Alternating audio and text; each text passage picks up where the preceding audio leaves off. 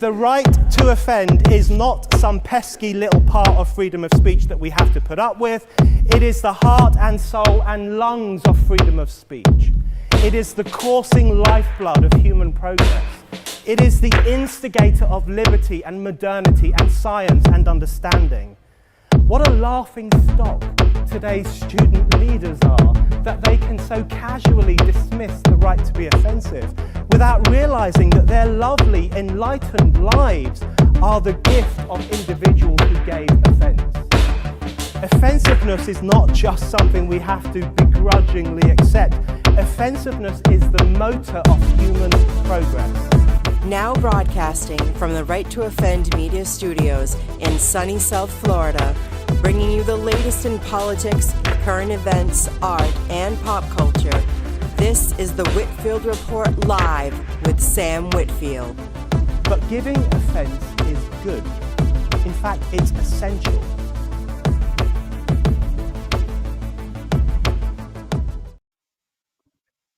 Giving offense is essential, ladies and gentlemen, and I have a feeling I'm going to piss off at least a few audience members. I know I'm gonna piss a few of you off. So welcome to the show. I'm gonna Oh. piss you. What a legendary entertainer, Sam Whitfield, ladies and gentlemen. Well, Max, to that end, I might as well kind of Starting to sound more like me in that. Well, I might as well jump into the deep end with that because you and I have both received some rather unfavorable feedback, and there are some folks on the show who, to put it nicely, my co-host here, Mr. Max Sand, is not their flavor. It's understandable. I'm kind of an asshole. Well, to be fair, Max, you are a bass hole. Well, yeah. I mean, that's the thing, is I'm not just I'm not even a Boston guy. I'm kind of more of a Peter Griffin style guy, if anything. I just don't have I got the Frasier accent combined with the Peter Griffin mentality. I'm not far from where Quahog would be in reality if it was a place. You do also have the Frasier IQ. You just don't dress like a... I'm the one who dresses like the preppy psychologist type, although and neither of us are uptight or possibly closet, homosexuals. No, I'm not a Nazi about that. Never been a Nazi in my life. There's a lot of those closet homosexuals around these days, but not me. Yes. So in all seriousness, I know Max did an introduction to, himself and kind of his background 2 weeks ago, but I wanted to kind of answer the short version, Sam. Fighting and talking shit was my background. Yes. Pretty much. And media. Yes. And so essentially, ladies and gentlemen, I kind of wanted to address why I invited Max to become my co-host. What was it, 3 years ago now? It's close. Yeah, it might be more than that. And honestly, it's for those... You know what's funny about that? You asked that question. I don't mean to interrupt, but I was trying to figure that out myself because I know it's right around 3 years, but I hadn't thought about it. And it was a month before you got banned on YouTube. So yeah, 3 years plus a couple months. Yeah. Didn't feel like it had been that long, to be honest. Right. And then I'm looking at it, and I've actually been here longer than most of your other co-hosts. Yes. That's crazy that the YouTube audience, I'd be a complete wild card to them. And I totally get that. We just sprung back on you, huh? Yes. And I sprung back. To be fair, I sprung back on them too. But to be fair, Max, you said that fighting and shit talking is kind of your background. And also you mentioned that you've been my you've been my longest co-host, you and Mort both. And honestly, folks, the fact that Max is a shit talker and, kind of a fighter, that is why I brought him on as my co-host, because honestly, I've had other co-hosts who I respect and who have done great work, but doing this type of political commentary, it can be really jarring and really This year is a great example, right? yeah. Never did we think that a guy that we all knew of and saw as a meme, Charlie Kirk, would be horribly struck down in such a way. Kind of changes the nature of what we're doing here in some ways, and Yeah. makes it feel more of a responsibility sometimes.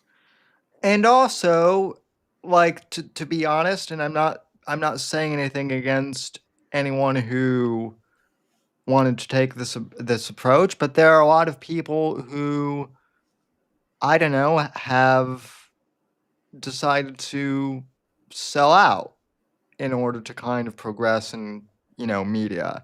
And To I be don't fair, know. there's a lot of ways to sell out, and some are better or worse than others, but yeah. And I'm a little too stubborn to do that. And so when Max and I've been hitting the head too many times to do that. Well, and so that I think that kind of worked out, because I told Max, hey, I'd love to, make RTO Media go big, but that's not really my top priority. And he was like, great, that's really not my top priority either. So in a weird way, he is kind of my I don't want to say you're my mirror, but in a way you kind of are. I don't know how else to really describe it. Well, we So both kind of only mirror's angled up a little bit because he's kind of tall. yeah. well, it angled up a lot because he's in a chair too. That too, but I had to say it. It's probably not fair if I'm to stand next to one of you guys for somebody to judge that situation, because I'm clearly going to have over 1.5 feet on you. Probably, Yeah. But standing up, not probably. More like, I don't know. I'm kind of a short shit, so probably even still for me. yeah, but it's going to be more like a foot rather than 1.5 feet, right? Yeah. So, like to put it Although I bluntly, am more than 1 foot taller than my wife. yeah, you're a tall dude. So is You are a Glenn. literal giant, Max. So Well, so is Glenn Beck, though, who I actually reached out to just before the show. Yeah, that's a great picture of you and him as well. Like, it's really cool. It's like the young, fresh-faced Sam, looking bright-eyed, and the world is his. Now we see him today. He's kind of battle-hardened. He's a little snarkier, crotchety ass old man. He writes these violent-ass stories that y'all should read because they're awesome.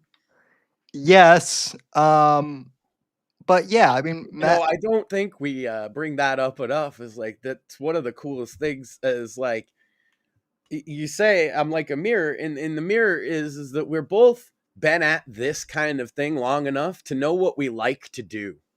Yes. And when we find what we like to do, it doesn't matter so much if everybody loves us for it. It matters if we're enjoying it.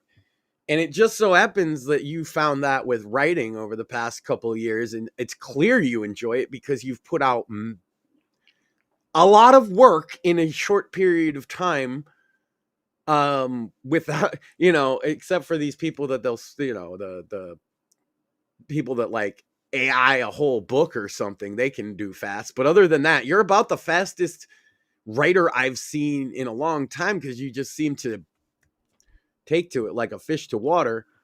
Well, I've been writing, I've been writing stories since I was a kid, so it's been a long time thing. I guess now, though, I'm in a position where I can actually kind of do it full time because one of the things, and I've talked about this too, AI kind of did unfortunately disrupt, I hear all these Zoomers talking like, oh, AI took my prospects for college and my job, so there's no point. So I'm going to become a doomer and follow a gay guy, and we're going to destroy America. But no. Putting all that aside, I too have been kind of screwed over by the changing job market in COVID Zoomers. But instead of joining a gay cult, I started a cult of my own. It's called true. Sam Savages, and that's the show. But it's also my book audience too. And my latest book, Blood Ties Volume 2, it's not really political like the Shadows of Deception books, but it's just a fun crime anthology. Even Mort likes this, despite all the Italian stereotypes in this. Well, that's book. why he likes it. He feels That's at why- home. I was gonna say that's why Mort likes it. Give me all the fucking Italian stereotypes you can, Sam. Yeah. Hey, we don't pretend here that stereotypes aren't based in reality because Facts. Well, we know that Mortheous is the upstate, the dawn of upstate, New York. I mean, who better than the unimposing, nice Catholic boy in a wheelchair to be the mastermind? Obviously, Yeah. nobody would suspect him.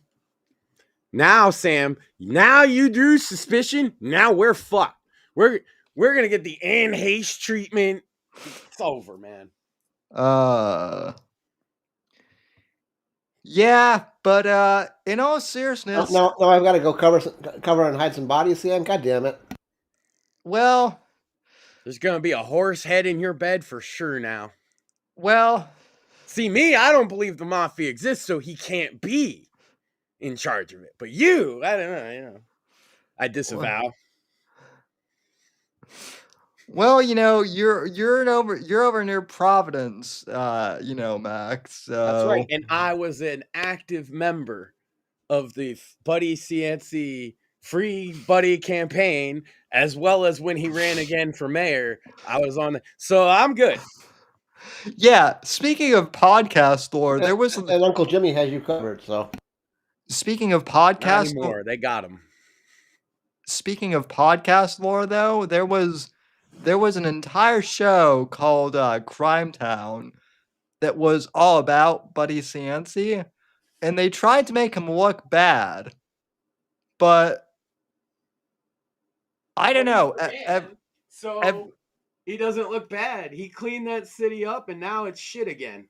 I know. Well, that's the thing, is they tried to make him look bad, but they actually ended up doing the reverse, where they made him seem like super based. And so like I don't know. The way I look at this, Sam, is I'm a practical guy.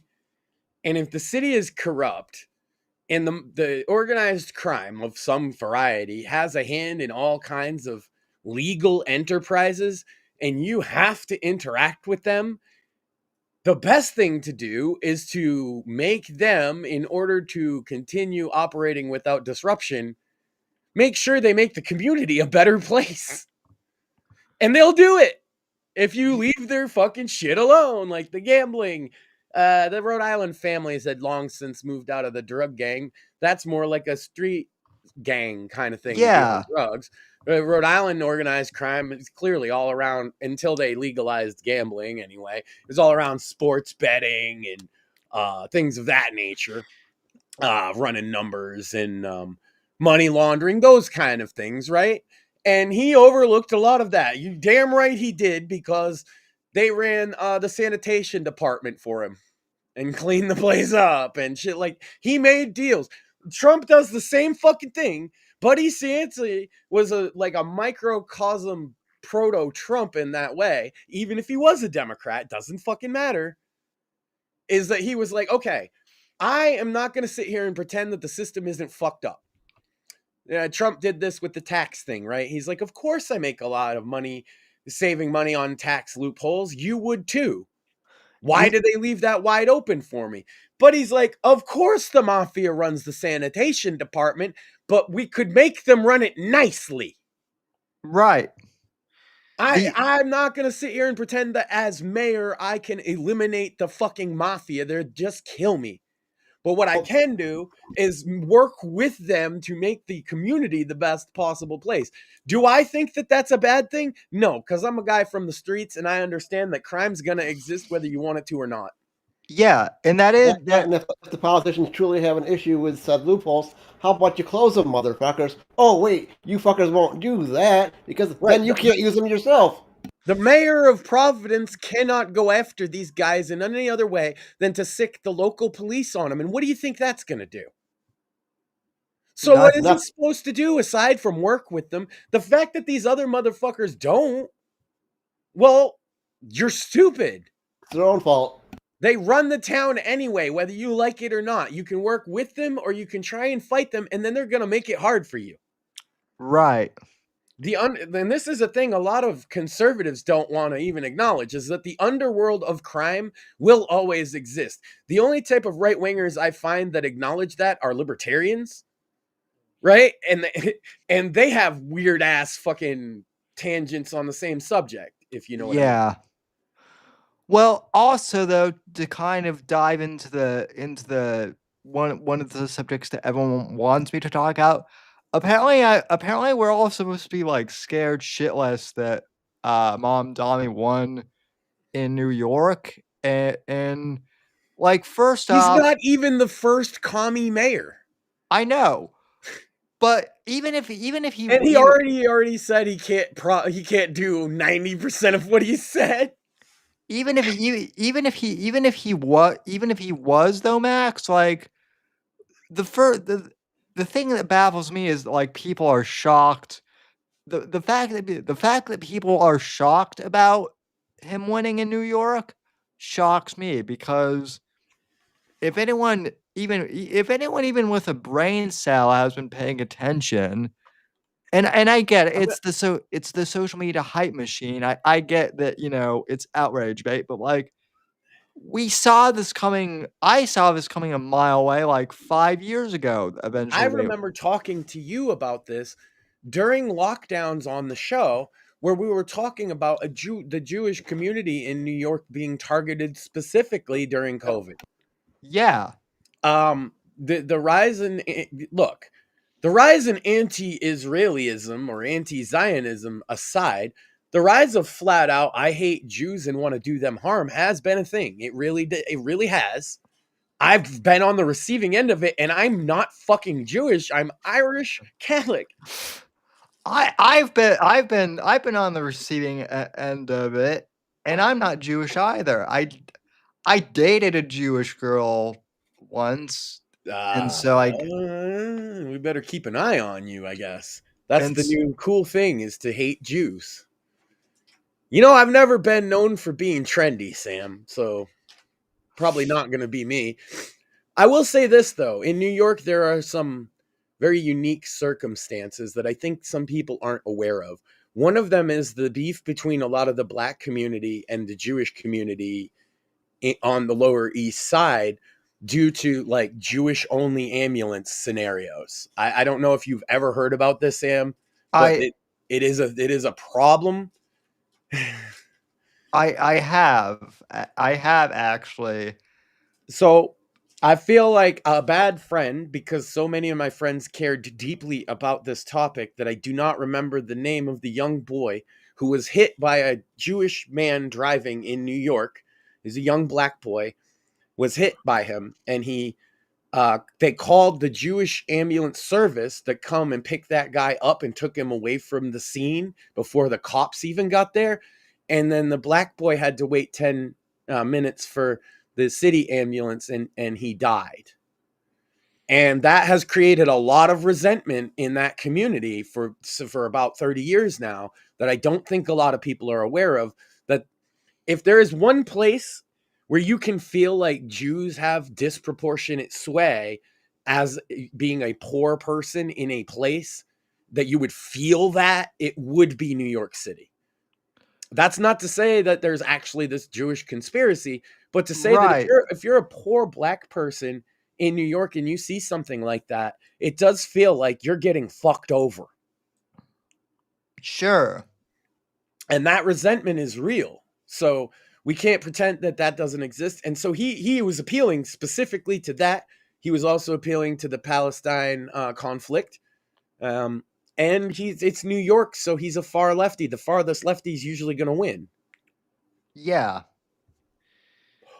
I'm not shocked. I just know that it's a shame because New York did at one point in my lifetime, not just in the past, it was a beautiful place. Yeah, in my lifetime, it was a beautiful place too, and safe. I 2 of the times I went there was during the Giuliani administration, Yeah. and that's the quiet part out loud, isn't it? When Giuliani was mayor, New York, and you cannot blame him for 9/11. Other than that, it was a very safe place while he was mayor. You were less likely to get mugged. You're less likely to have, a violent attacker on a subway. Women were less likely to get assaulted in the streets. Yeah.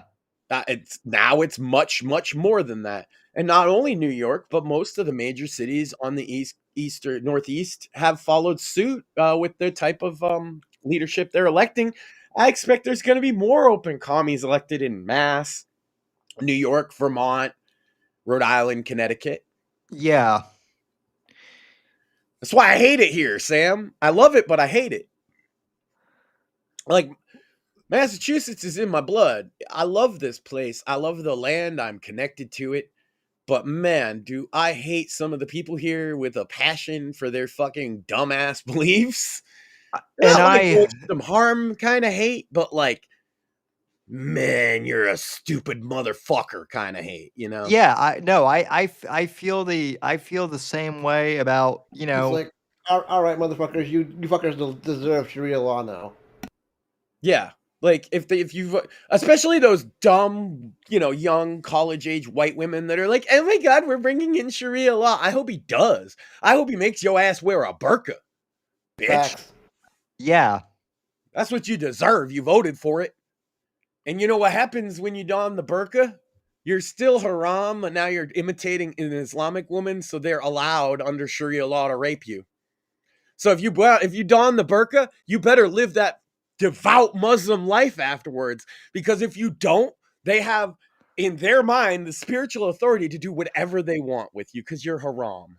Well, they keep talking, all the religion of peace, Sam, unless you're a woman. All these liberal white women, they keep talking about rape culture over and over again. So this is one of those. Then they invite in they love it. Yeah, well, this is like one of those things where you invoke something, you invoke something long enough, you're going to speak into existence. That type of thing. It's amazing because they have guys like you and I pegged as some sort of like pinnacle misogynist, right? But like guys like you and I, what we're looking for in a relationship with a woman, I don't mean to speak for you too much, but is more of a partnership than some type of slave type situation. You want a woman that's there with you willingly, no? Right, and someone who can share, someone who can, not just who's not only attractive, who can also, share my interests with me, share my passions, and build a life, Yeah, apparently, okay, you are a toxic fucking male. But the guy that says, bitch, put on this burqa and I'm still going to have my way with you, that is feminism, Sam. Well, that's progressive. But he's just poor and misunderstood, and I can fix him. Yeah. And then he goes and he strangles his daughter because honor killing, bro. Yep. Yeah. That's like, dude, I wonder, some conservatives even who have gone like pro-Islam because they don't like Jews, Have you lived around these people? Because I have. I When there's a large, not when there's one in your town that runs the gas station, bro. I mean, I lived in Dearborn, fucking Michigan, which at the time nobody knew what the significance of that was. Do they know now, Sam, what Dearborn, Michigan is? oh You would yeah. hope. Yeah. Have you ever woken up at 5 a.m. to call to prayer playing over speakers in your neighborhood? Thankfully, no. I have. Oh, Every gee. fucking day, bro. And then if you go out and look, you'll see the motherfuckers out on their thing praying. Yeah, we have. They look at you funny because you ain't. Yeah. They don't like you because you're not. So the best thing to do is wait until it's over.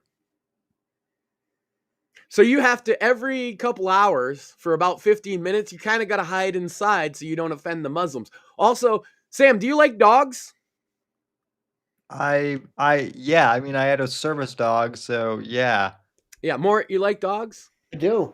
Yeah. You can't have those if you live near Muslims because they'll kill it. Because they think they're dirty, disgusting beasts. Oh, so that's why the dog shocker did what he did.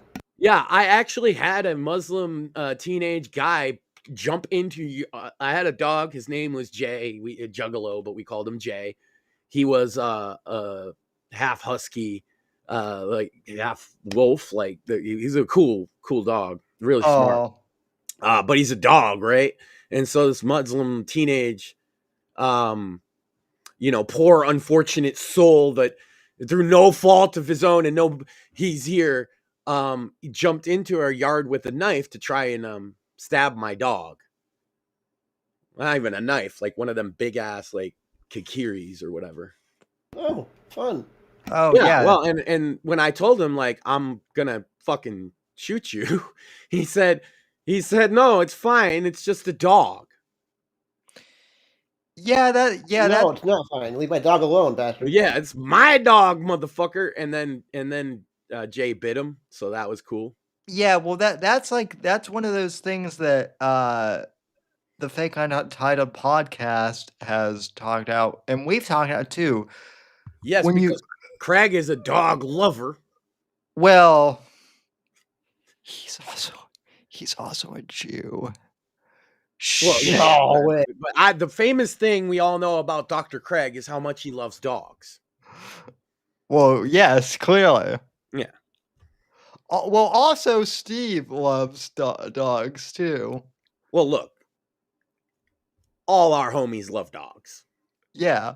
That's why we don't have a lot of Muslim friends. It's just kind of clashing. Like, we like dogs, and y'all like don't. So well, that, and also like a lot of the authors I've had on, at least the military ones, have kind of actively fought against them. So that might not be the best. And in all seriousness, folks, that people love to give me crap because, why didn't you have anyone in the pro-Palestine side on the show today? I got that there, and it's like, well, I invited one guy on, and he was like, they won't talk to us. Yeah, I invited one guy on, and he was like, well, you had a Jew on first, so I don't want to. You had a personal friend on, and when she talked about it, it was from the point of view of how it affected a normal person there. She really didn't give much in the way of political opinions. So I would push back on anyone. Did you actually listen to the Jew he had on? Quote, unquote, you had a Jew on. No, it was a personal friend of his, not just a Jew. The personal friend of his that's affected by a conflict that she lives in the fucking war zone of. I get offended by that kind of shit, Sam. Well, the fact and that she shared her personal perspective and tried to be respectful of everybody. It's a great interview. They should listen to it. She did. Yes. Would we have somebody pro Gaza or whatever on? Absolutely. We've been super I said some of the shit Netanyahu is saying at this point is completely unforgivable. He had people, I was talking about it last week. He had people thrown out and threatened to kill him from his own party this week. Yeah. Obviously, we're not like, Israel is a perfect saint and we love them so much. But that doesn't necessarily make us fall on the side of we hate our Jewish friend or whatever. Like, that's stupid too. Yeah, and so, but it's unfortunate because all of the people who were, or I shouldn't say, the one person who was interested in coming on the show to kind of talk out it from the Palestinian perspective is unfortunately a rampant Jew hater too. And so, I tried, folks. That's all I can say. It's tough to talk when people are like that because they have certain sticking points that they cannot get past. Right. Right. The argument will immediately devolve into a larger argument about Jewish influence in the West almost instantly. It stops being about Israel or Palestine within 2 sentences of talking to those kind of people. And that makes it different. And those people, if they want to be more effective communicators, need to learn to stop that. Honestly, like, that's my critique there. Because, then you just get lost in this, oh, well, the Jews run the world. And if you don't agree with them or, like, at least let them uncontestedly make their case, they get super contentious with you and they accuse you of being a Jew or a Jew supporter or blah, blah, blah, blah. They completely will misrepresent your position. It's either you're with me or you're against me. And Sam, I've been very vocal about it, Mort too, and you yourself, is our position on Israel. Real clear, guys. We don't like war. Facts. We're concerned for the women and children. And they'll say, yeah, you should be concerned about the women and children on our side. And we've said from the beginning, we're concerned about all of them. We don't think people should be blown up over these things. Right. Certainly, there's got to be a way that they can live together.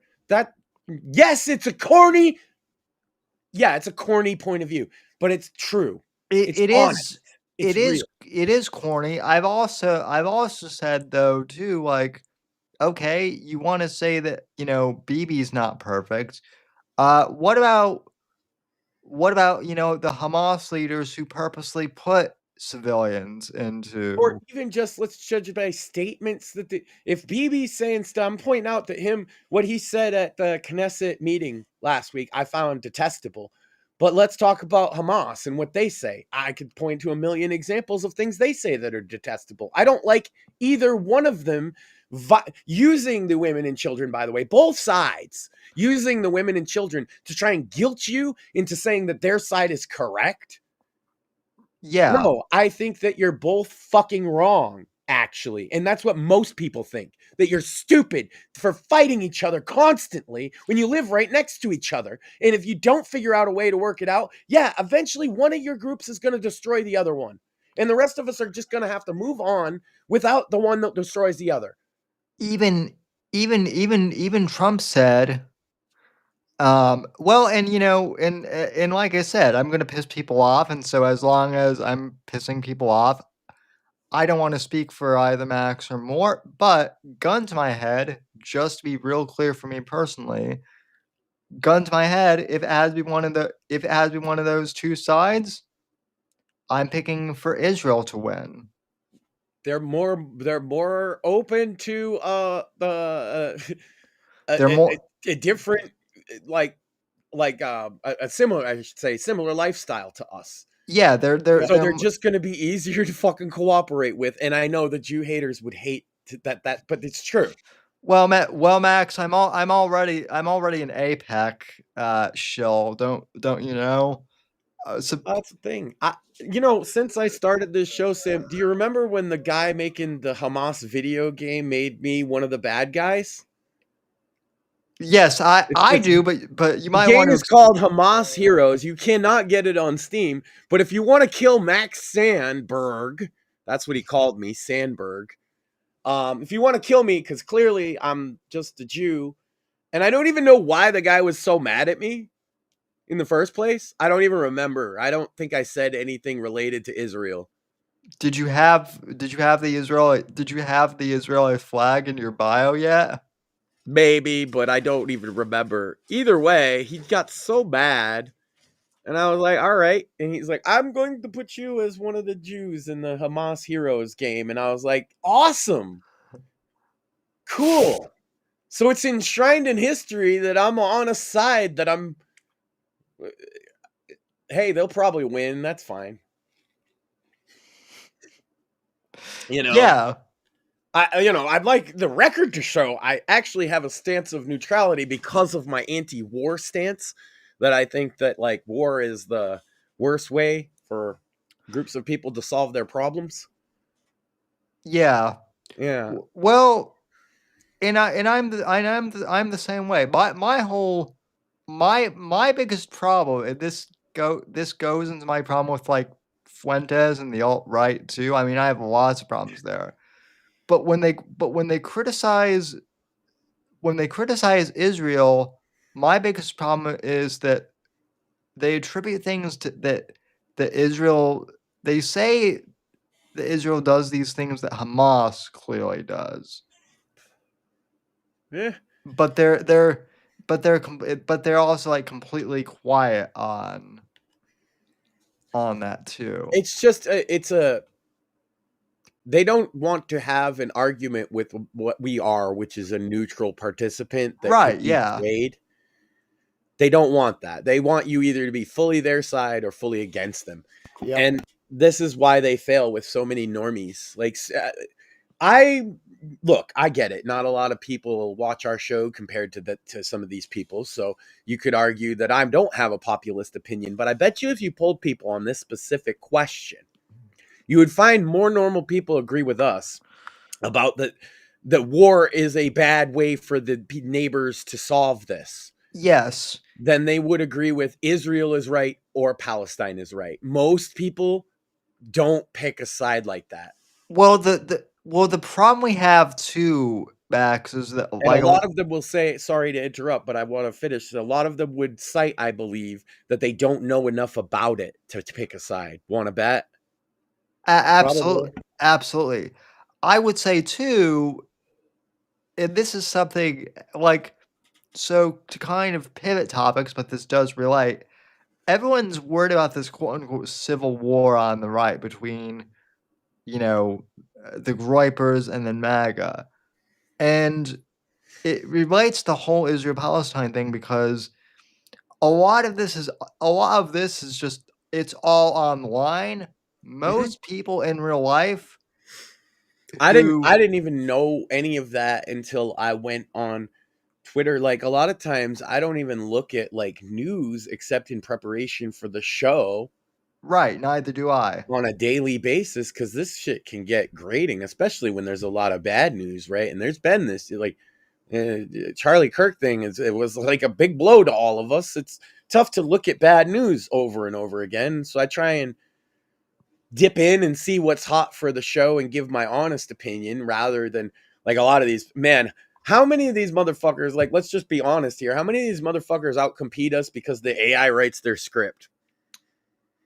I would say 90, and then I would say 90% of them. And then a lot of these other people. What's crazy, Sam?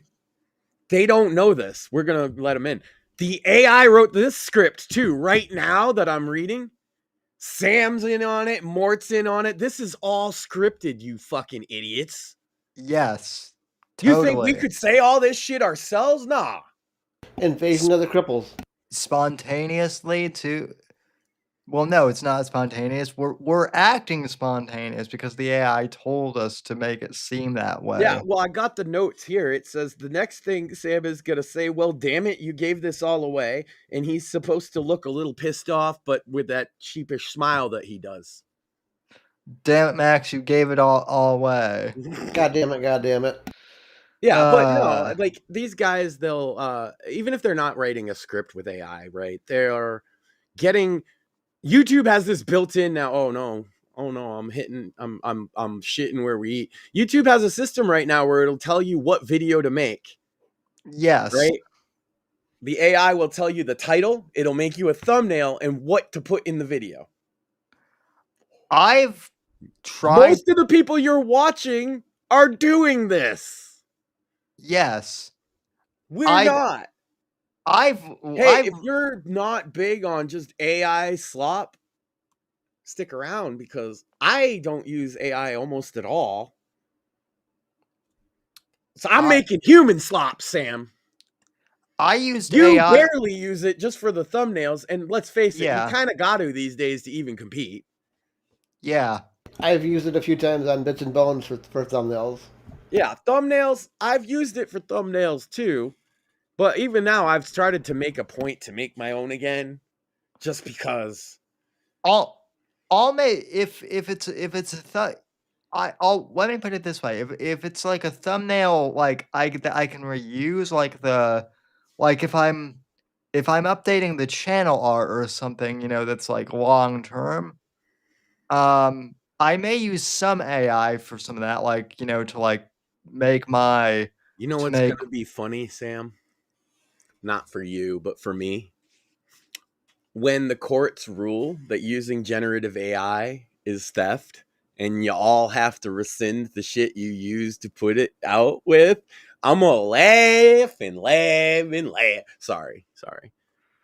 Well, for you, it's gonna be the cover though, right, of your book or something like that, and it's like, but like, as an artist and as a guy that understands the law to a layman degree, but likes to study Supreme Court briefings and shit, it's very likely that they're going to be ruled as mass theft in the next 5 years. Yeah. How the courts deal with that, what the fallout is, how the technology evolves, I don't know. But the class action lawsuits seem to have some fucking teeth.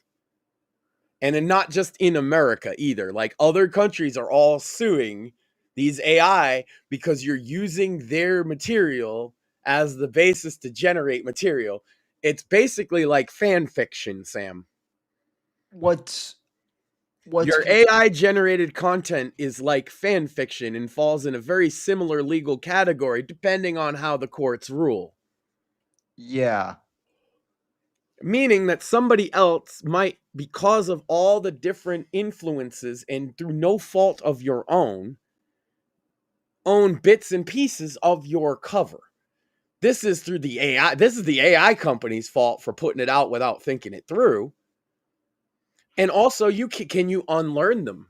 That's the big question. Could you unlearn these AI off of all the copywritten material? I doubt it. Can. Right. But then if I just have like AI do like a portrait, style of me, like that's the other interesting thing is like that people are more worried about the AI copyright laws than they are, I don't know, about AI telling teenagers to go, how Coop Scooper or whatever, Coop, Yeah. COOP on YouTube did a documentary on the topic of AI, and it's called "An AI Helped Me Plan a Terrorist Attack," and it is exactly what he says, and it's horrific. And yeah, that's something we should be worried about. And all these motherfuckers rely on AI for their everything, and it gasses them up and tells them how great they are. Right, but we're right, but we should be more concerned about AI and creative. Well, I actually think that both things are a problem in their own way. Because you got to understand, if you're a musician, AI music is now out competing you, and it's based on your work in a lot of cases. Yes. I am on the side of artists in that way, that I don't necessarily think that they can put it back in the bottle, but I do think that they should be compensated. They can't, but it also does go to show like how derivative specifically pop music is now, that you can I don't know, it makes really good jazz too, Sam. Yeah. It's all derivative. Music is derivative. It's pattern based. Yep. That's why AI is good at it. Yeah. Well, now for me, there's something about, again, I talked about this a couple weeks ago.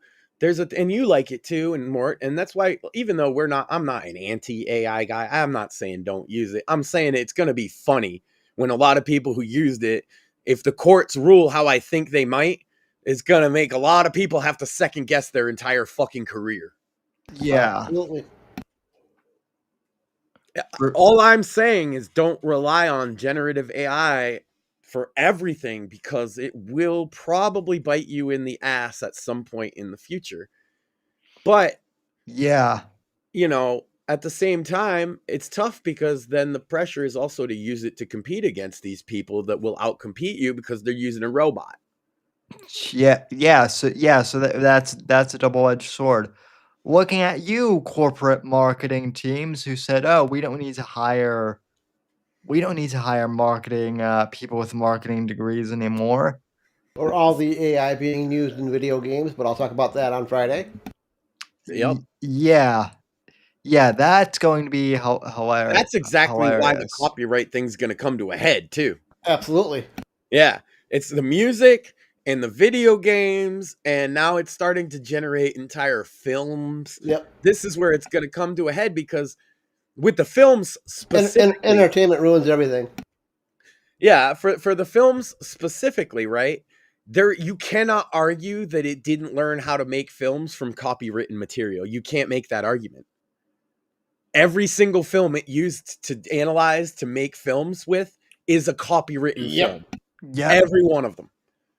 It didn't learn how to make Nosferatu and The Wizard of Oz, Sam. It learned how to make The Matrix and John Wick, and these are copywritten materials. And where did it learn to make that shit, Sam? It learned it from those movies and others like them.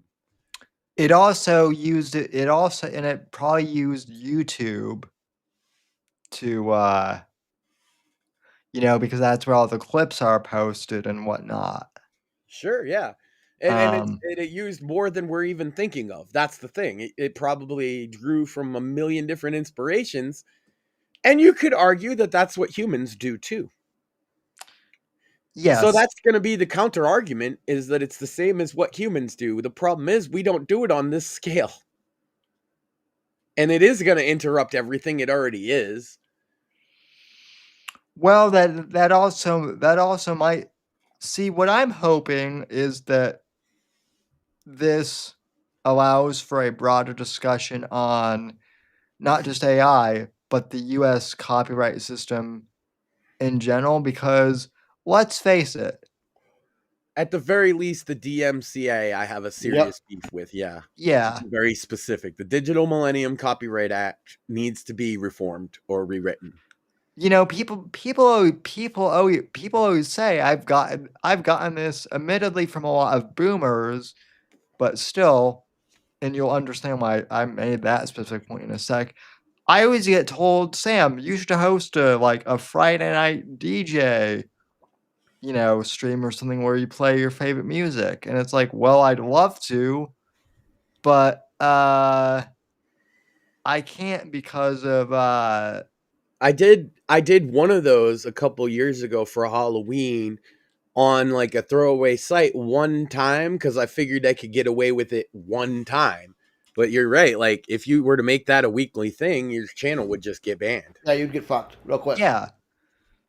Like, someone was saying that I should do one of the authors was even saying that, like, I should do a Pat Metheny show where I showcase his music. I would love to, but even if you got express written permission from him and his camp, YouTube might still fuck you. I've run into this on the Cringe Coffee House channel before, where I have friends who make music that allow me to fucking use it. Yeah. And it gets copy claimed by YouTube. And worse than that, Sam, I have been copy claimed on behalf of my own music on my own video. That's fucked. It happened 3 separate times. I got copy claimed on behalf. I had to release a copy claim on my own fucking video. That's fucked, but that also doesn't surprise me like one bit either. It's like, yeah, so it is what it is. The system is all kinds of weird. You have to dance around a lot of things as a creator, and if you don't leave it up to like a corporate entity like a bot program of some kind that, you know, you pay a monthly fee and it automates all your shit.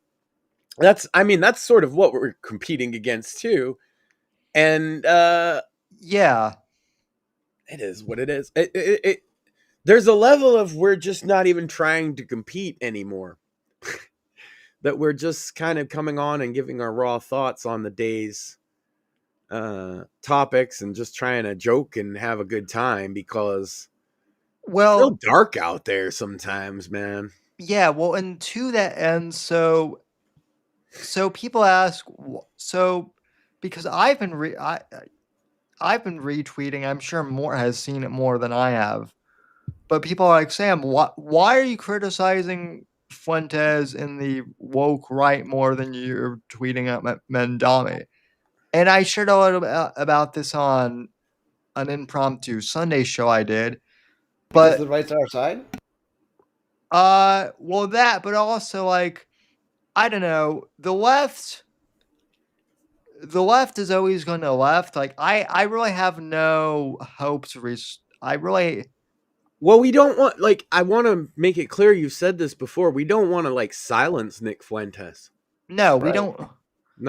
No, we don't want to silence Nick Fuentes, but I think, or anybody, but like specific. If people asked, "Hey, Sam, what do you think? Should Nick Fuentes be allowed on platform X?" Well, now platform X is literally a platform, but the random platform, you would say yes. I would say yes. However, I would also say I don't think that gives him immunity from being, like, called out and being questioned as, is this guy someone who should be welcomed into the Republican Party? Right. And we talked about this even off air, that he has made so many fucking comments that we could just sit there.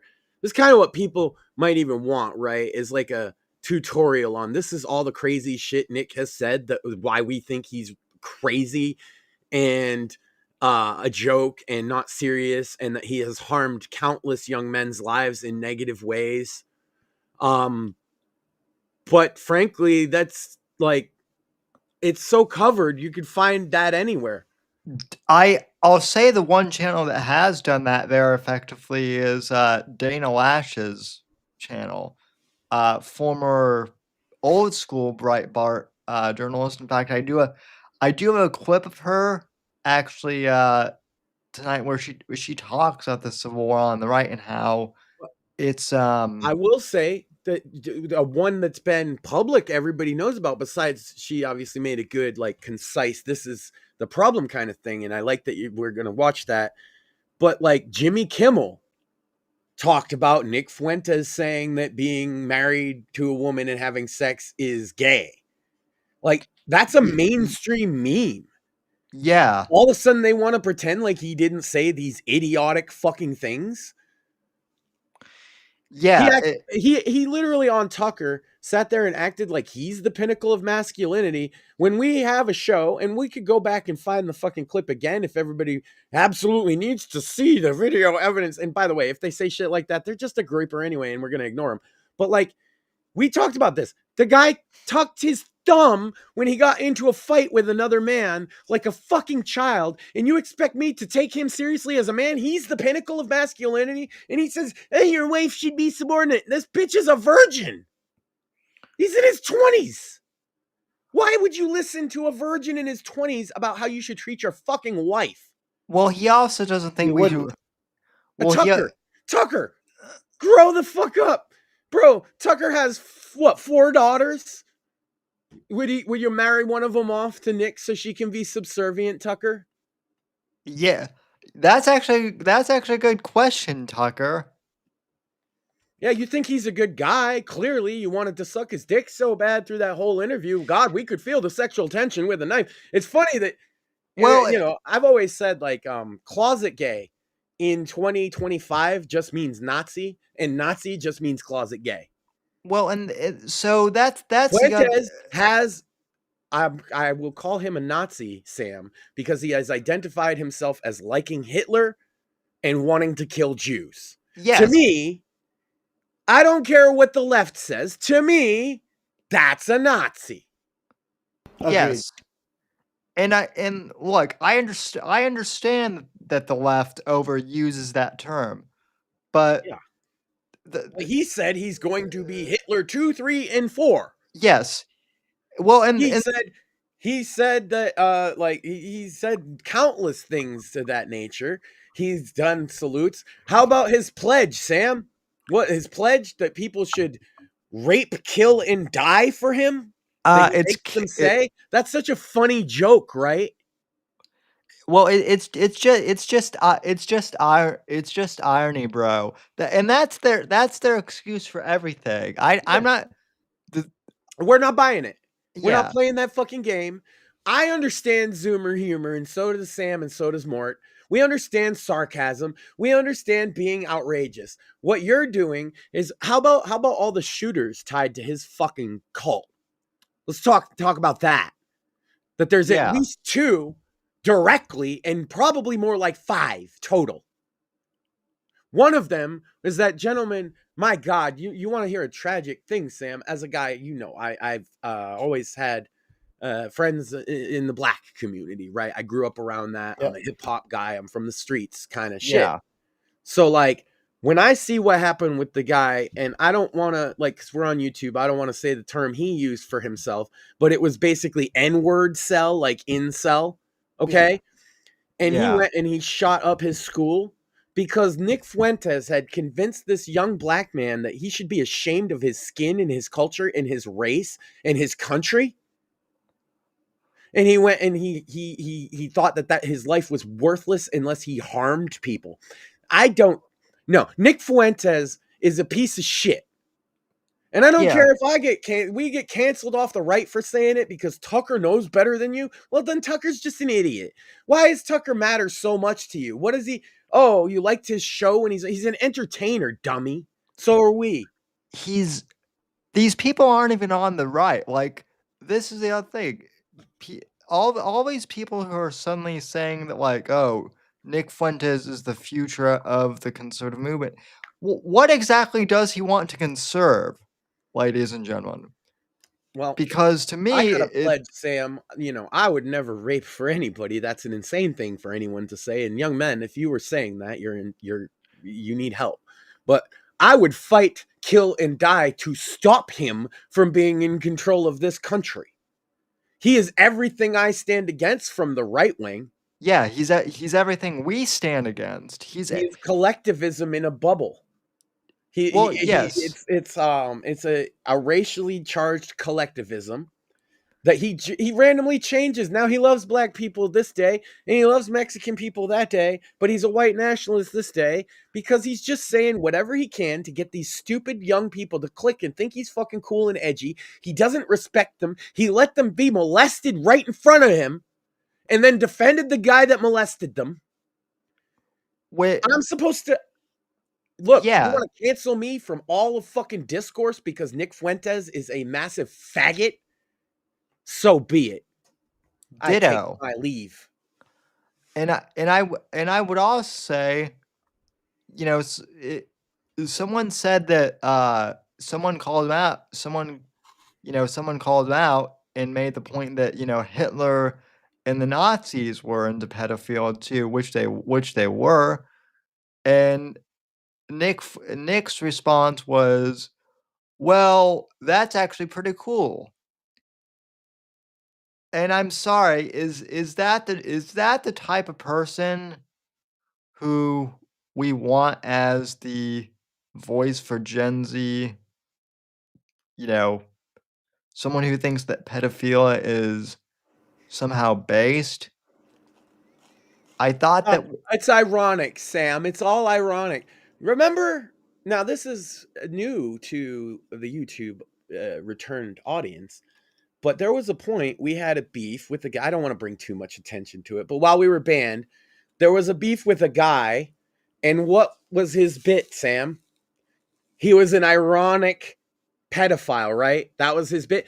This guy was saying he was a pedophile, and then he would make fun of you if you said he's a pedophile because I'm just ironic. No, you don't get to do that with certain things. That's one of them. If you say you're a pedophile, I believe you. Yep. Yeah. And to be honest, I'm kind of starting to believe when these people say that they're Nazis, I'm kind of starting to believe that too, because they've worn, they've worn the joke out. Right. It's Say, like, oh, I'm a Nazi. They've worn the mask way too long. The thing is, Sam, is that they think that nobody older than 25 understands their irony. The irony, Sam, let me explain it for our millennial audience, what he's doing. The irony is we're saying the over-the-top Nazi thing. So if a boomer says that, oh, look at this over-the-top thing, we can say it's ironic. But the irony is actually, it's basically what we really believe in a less extreme form. And that's Right. why we're saying it to reel you the fuck in with extremism. over and over and over. And that's the other thing too, is like, And also, we don't care if you're autistic and cannot discern nuance or jokes. You get to say it too. And then they wonder why these kids go off and shoot up their fucking school or a synagogue. Because he told them to. He told them to. yes, and he knows that. Fuentes is a fucking terrorist, in my opinion. Yes, absolutely. I show him as much fucking respect as I show Hassan fucking terrorist Piker. Well, they're two sides of the same shit coin. Yeah, and they're attached at the fucking hip too. It's funny. They've always talked about each other, debated each other. Well, so that kind of brings me to the title and the thumbnail of tonight's episode, because people are like, oh, well, you should be more concerned about Mamdani than you are about Fuentes. Why? To me they're the same. They're kind of the same. They both want to bring America down from the inside. One's an I do not share either one of their views of America. So I don't have to attach myself to either one. Right. And if you think I have to attach myself to one of them to be a part of the debate, then fuck your debate. Fuck your orthodoxy. You are the woke. Yes. Facts. Douglas, and that's what Douglas Murray has been saying for the past 2 weeks, is that people are opting out. I hate to say this, Max, but you predicted, we talked about this on the night that Charlie Kirk died. You said, and unfortunately I think you're right, that the two extremes are now pulling the color revolution. Yeah, we're they're on the same side. Isn't that interesting? Nick Fuentes is on the same side as Mamdani on a lot of issues. Almost like this is not organic. Yes. Hey, look at all those people that are now proven to be feds on January 6th, and look who didn't get charged. Yeah. Couple of guys that didn't get charged, that were very much at the heart of the whole thing. Who literally, we literally have footage of them telling people to go in and do the yeah. And then there's Elijah Schaefer, the other one. There. Never got charged with nothing. Yep. I've met him, by the way, at Straight Pride. Full disclosure. He asked me a question. It's probably on video somewhere. I don't know if he published it or not. He said, what does your sign mean? It's that sign right there. Make normal, see normal again. There's a box in front of it. Sorry. And I said, I don't know. They just gave it to me. That was my entire interaction with Elijah Schaefer. That disclosed. He didn't get charged for anything on January 6th, but my friend did, who did not trespass, and he served 6 months of his life as a father in a federal prison over it. And Nick Fuentes and Elijah Schaefer did way worse than he ever did. Well, you didn't even get a public talking to. Well, your friend's also not in it. Your friend's also not in is also not an influencer, Max. By the way, shout out to good friend Playboy the Beast, a true American patriot. You can check him out on Spotify if you like patriotic music. Hell yeah. Shout out Billy. He's the homie. Yeah. And that's the thing, man. I've watched my guys get a raw deal, and I see this Fuentes guy get a fucking sweet. They gave him his money back. Yeah. Which by the way, I want to thank you. So thank you for opening my next point, because if his main base is Gen Z, right? Like, it's supposedly that's his biggest support demographic, right? But then also, if Gen Z is simultaneously the most broke generation, then how come Nick Fuentes is like a self-proclaimed millionaire if he's just making money off of the supposed generation that has no money, right? Yeah, I'm sure if you looked into his crypto wallets, nothing would be suspicious at all. Like when I looked into Richard Spencer's, right? Yeah, I'm sure there aren't any foreign Speaking of which, man, wouldn't you hate to be Richard Spencer right now? Oh, man. Ignoring what we feel about Fuentes, Richard Spencer is getting publicly cucked of his position of the safe white nationalist, and that's very funny to me. Yes. He got invited on CNN. He thought he was king of the fucking wignats forever, right? Yeah. Also, when people say that Fuentes is charismatic, my response to that is, okay, well, so... My response, real quick, it's shorter than yours. You have autism. Go ahead. Yes. That, and also, well, so was Obama, but it does mean he was good. So what? Fair, but his charisma, you have to have, like, Zoomer autism and ADD to actually see it. Yeah. You have to be screen addicted to see his fucking charisma. You have to have grown up on online games. You have to have never fucked a woman. Well, that's the most important one, Sam. You cannot have fucked a woman ever. Or even talked to a woman. That's true. Yeah. Because, to be fair... Because there might, if you talk to one, there might be a potential that you could get to know them better, and that could lead to a potential of you developing feelings for each other, which could lead you one day to fuck them. So you can't be talking to women if you want to be a groiper. I only want to point that out because friend of the show Razor Fist, who we both appreciate, he's a virgin. He's talked about that. Way more charisma than Fuentes. Oh, I didn't know that. Maybe he's talked about it as a side thing, I guess. Or on things I haven't really paid attention to. I knew he had a girlfriend and shit. Damn. Yo, that, like, I ain't even going to disrespect that. I'm just saying he ain't out here giving me a relationship advice. Right. Now, I've been prone time to time to tell young men a thing or two about relationships, but I have been with my beloved wife of over a decade. Was it 15 now? We got married, something like that, and it'll be 20 this coming summer that we've known each other and been together. So I think that qualifies me. I'm not qualified to talk about many things, Sam. You ask my qualifications on politics, and I'm going to tell you I went to high school, and I've read a lot of books. Which actually qualifies you way more than most college-educated, people.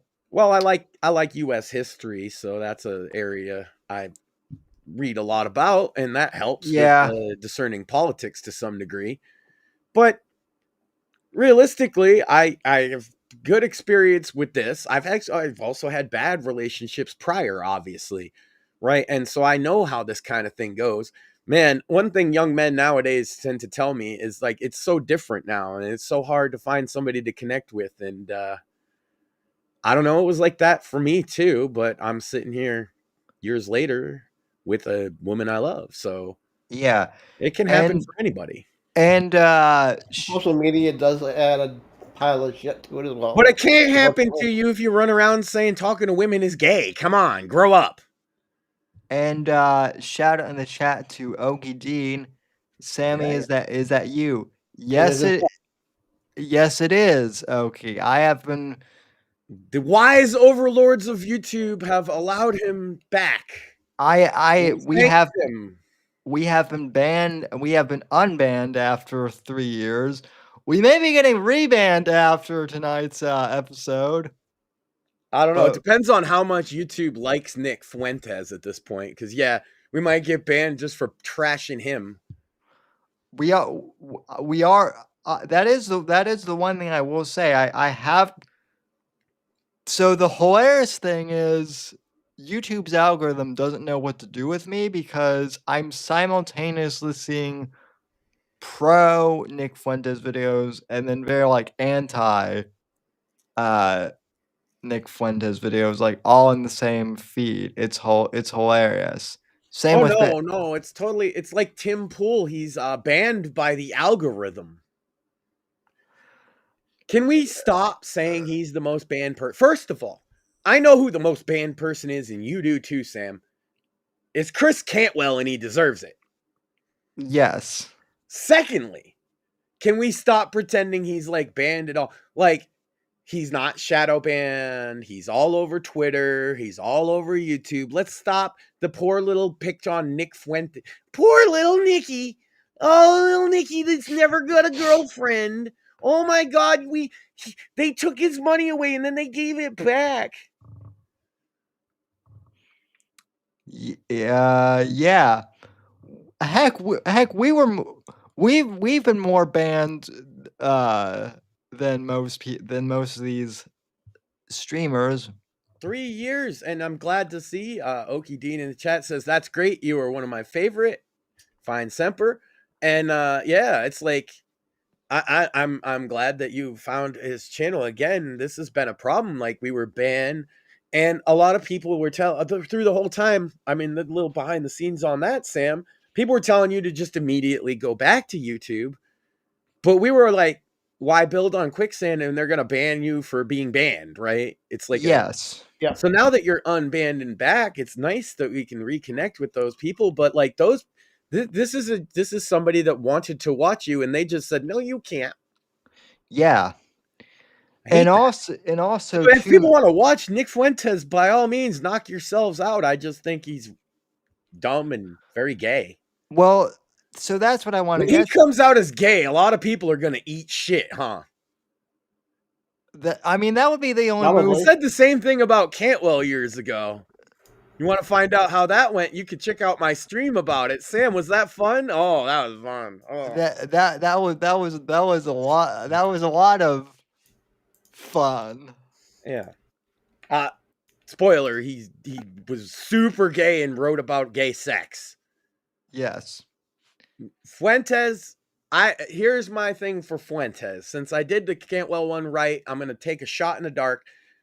When Nick Fuentes is outed as gay, it's going to be because there's an actual videotape of him having sex with a dude.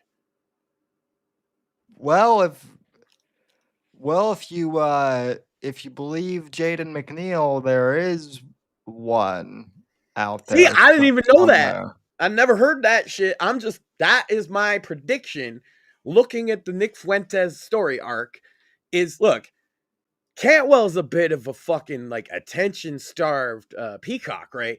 But Nick Fuentes, boy, does he love to make a big scene. And when Cantwell came out the closet, he basically burned the closet to the ground. To top that, Nick Fuentes is going to have videotape of 2 dicks in his mouth, right? And 1 in his butt. Watch as this prediction becomes true specifically and exactly. Yeah. By the way. The Cantwell one was worse than I had ever predicted it to be. So if that trend continues, Nick Fuentes is going to be even gayer than 3 Dick Nick. Also, I predict That's his nickname. We're now going to forever call him 3 Dick Nick. Also, I predict that he and Candace Owens will both support the Democrat candidate in 2028 because they both. Well, Nick has publicly said that he hates J.D. Vance because Vance is married to a slur for an Indian woman and is also controlled by the Israeli lobby. Which his evidence for that is just believe me, bro. Trust. Trust and believe, bro. Yeah. So yeah. Shit's crazy, man. He's having like his moment, and it's very funny to me. Like, I think that's what it is, Sam, is people want us to be mad about it. Why?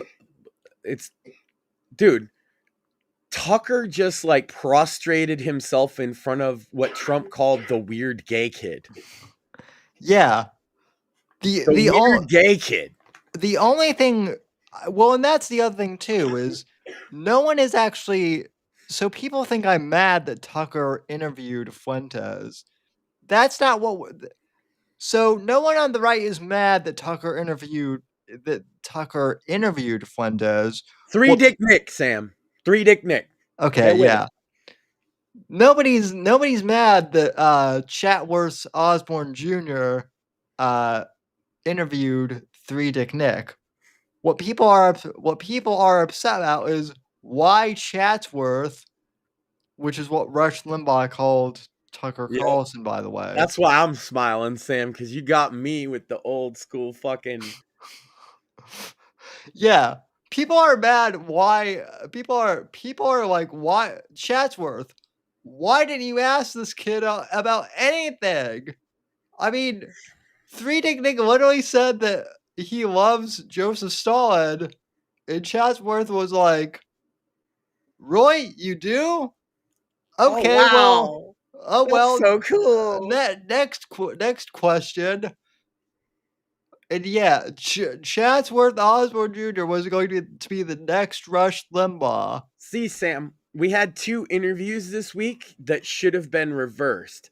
That bitch that was like being nasty to Sydney Sweeney should have been asking Nick Fuentes questions. And then Tucker, if he's going to be a sycophant celebrity dick sucker, should have been interviewing Sydney Sweeney.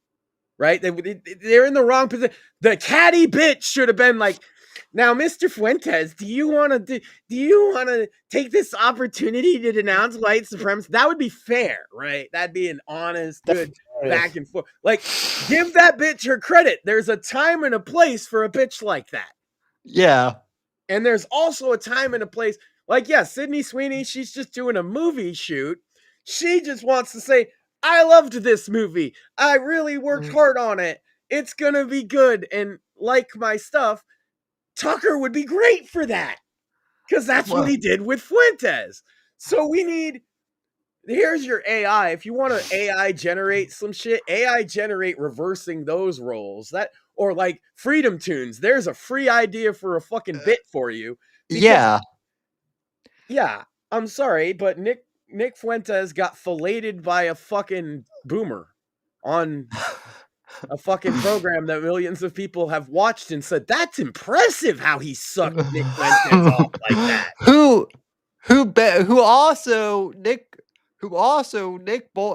Nick bullied 3 Dick Nick also bullied Chatsworth into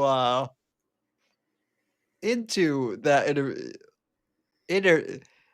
3 Dick Nick bullied Chatsworth into that interview too because 3 Dick Nick is always welcome on the Whitfield Report. I'd love to have him, Sam. That'd be fantastic. Well, he'll never come on the show because people have asked me what that. I already know what that interview will be like.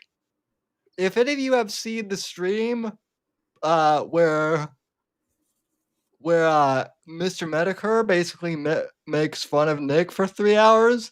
That's basically all. That's basically all I would do is call Nick gay for 3 hours and ask him why he hated Charlie Kirk so much. And why again, like, he can't make a fist. He's always making remember he threw the drink at somebody like a little bitch boy? This kid he's a little sissy. If you want to take your political and life and moral advice from a sissy, then you should just be trans and on the left. I'm not going to lie. Well, yes. I also predict that that's where he might be in 3 years.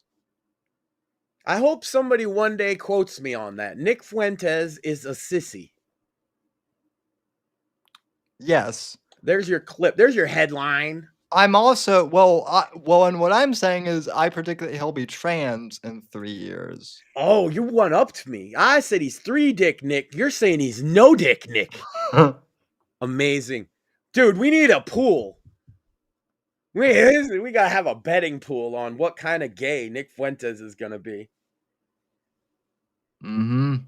Wound gash, Nick. I have him in on the poll too. Nick Fuentes would be more than welcome on the poll. What kind of gay he's going to be, even though that's not fair, because he already knows how many dicks he's taken, where, when, up the butt, in the mouth, whatever. But like, we don't know that. We're just speculating. So he does have an advantage in the pool, but I still think I'm going to be right. I think he's 3 dick Nick. Sam says no dick Nick. Mort, do you want to over under whether he's going to have 3 dicks or no dicks? I'm gonna go towards no dicks. He is very effeminate. He's either gonna go no dicks or 4 dicks. I find a lot of the big anti-Jew talking heads, they always talk about how they say like Jews are effeminate, and yet every one of them is massively effeminate to me. That's weird. Like, you look at him like Richard Spencer.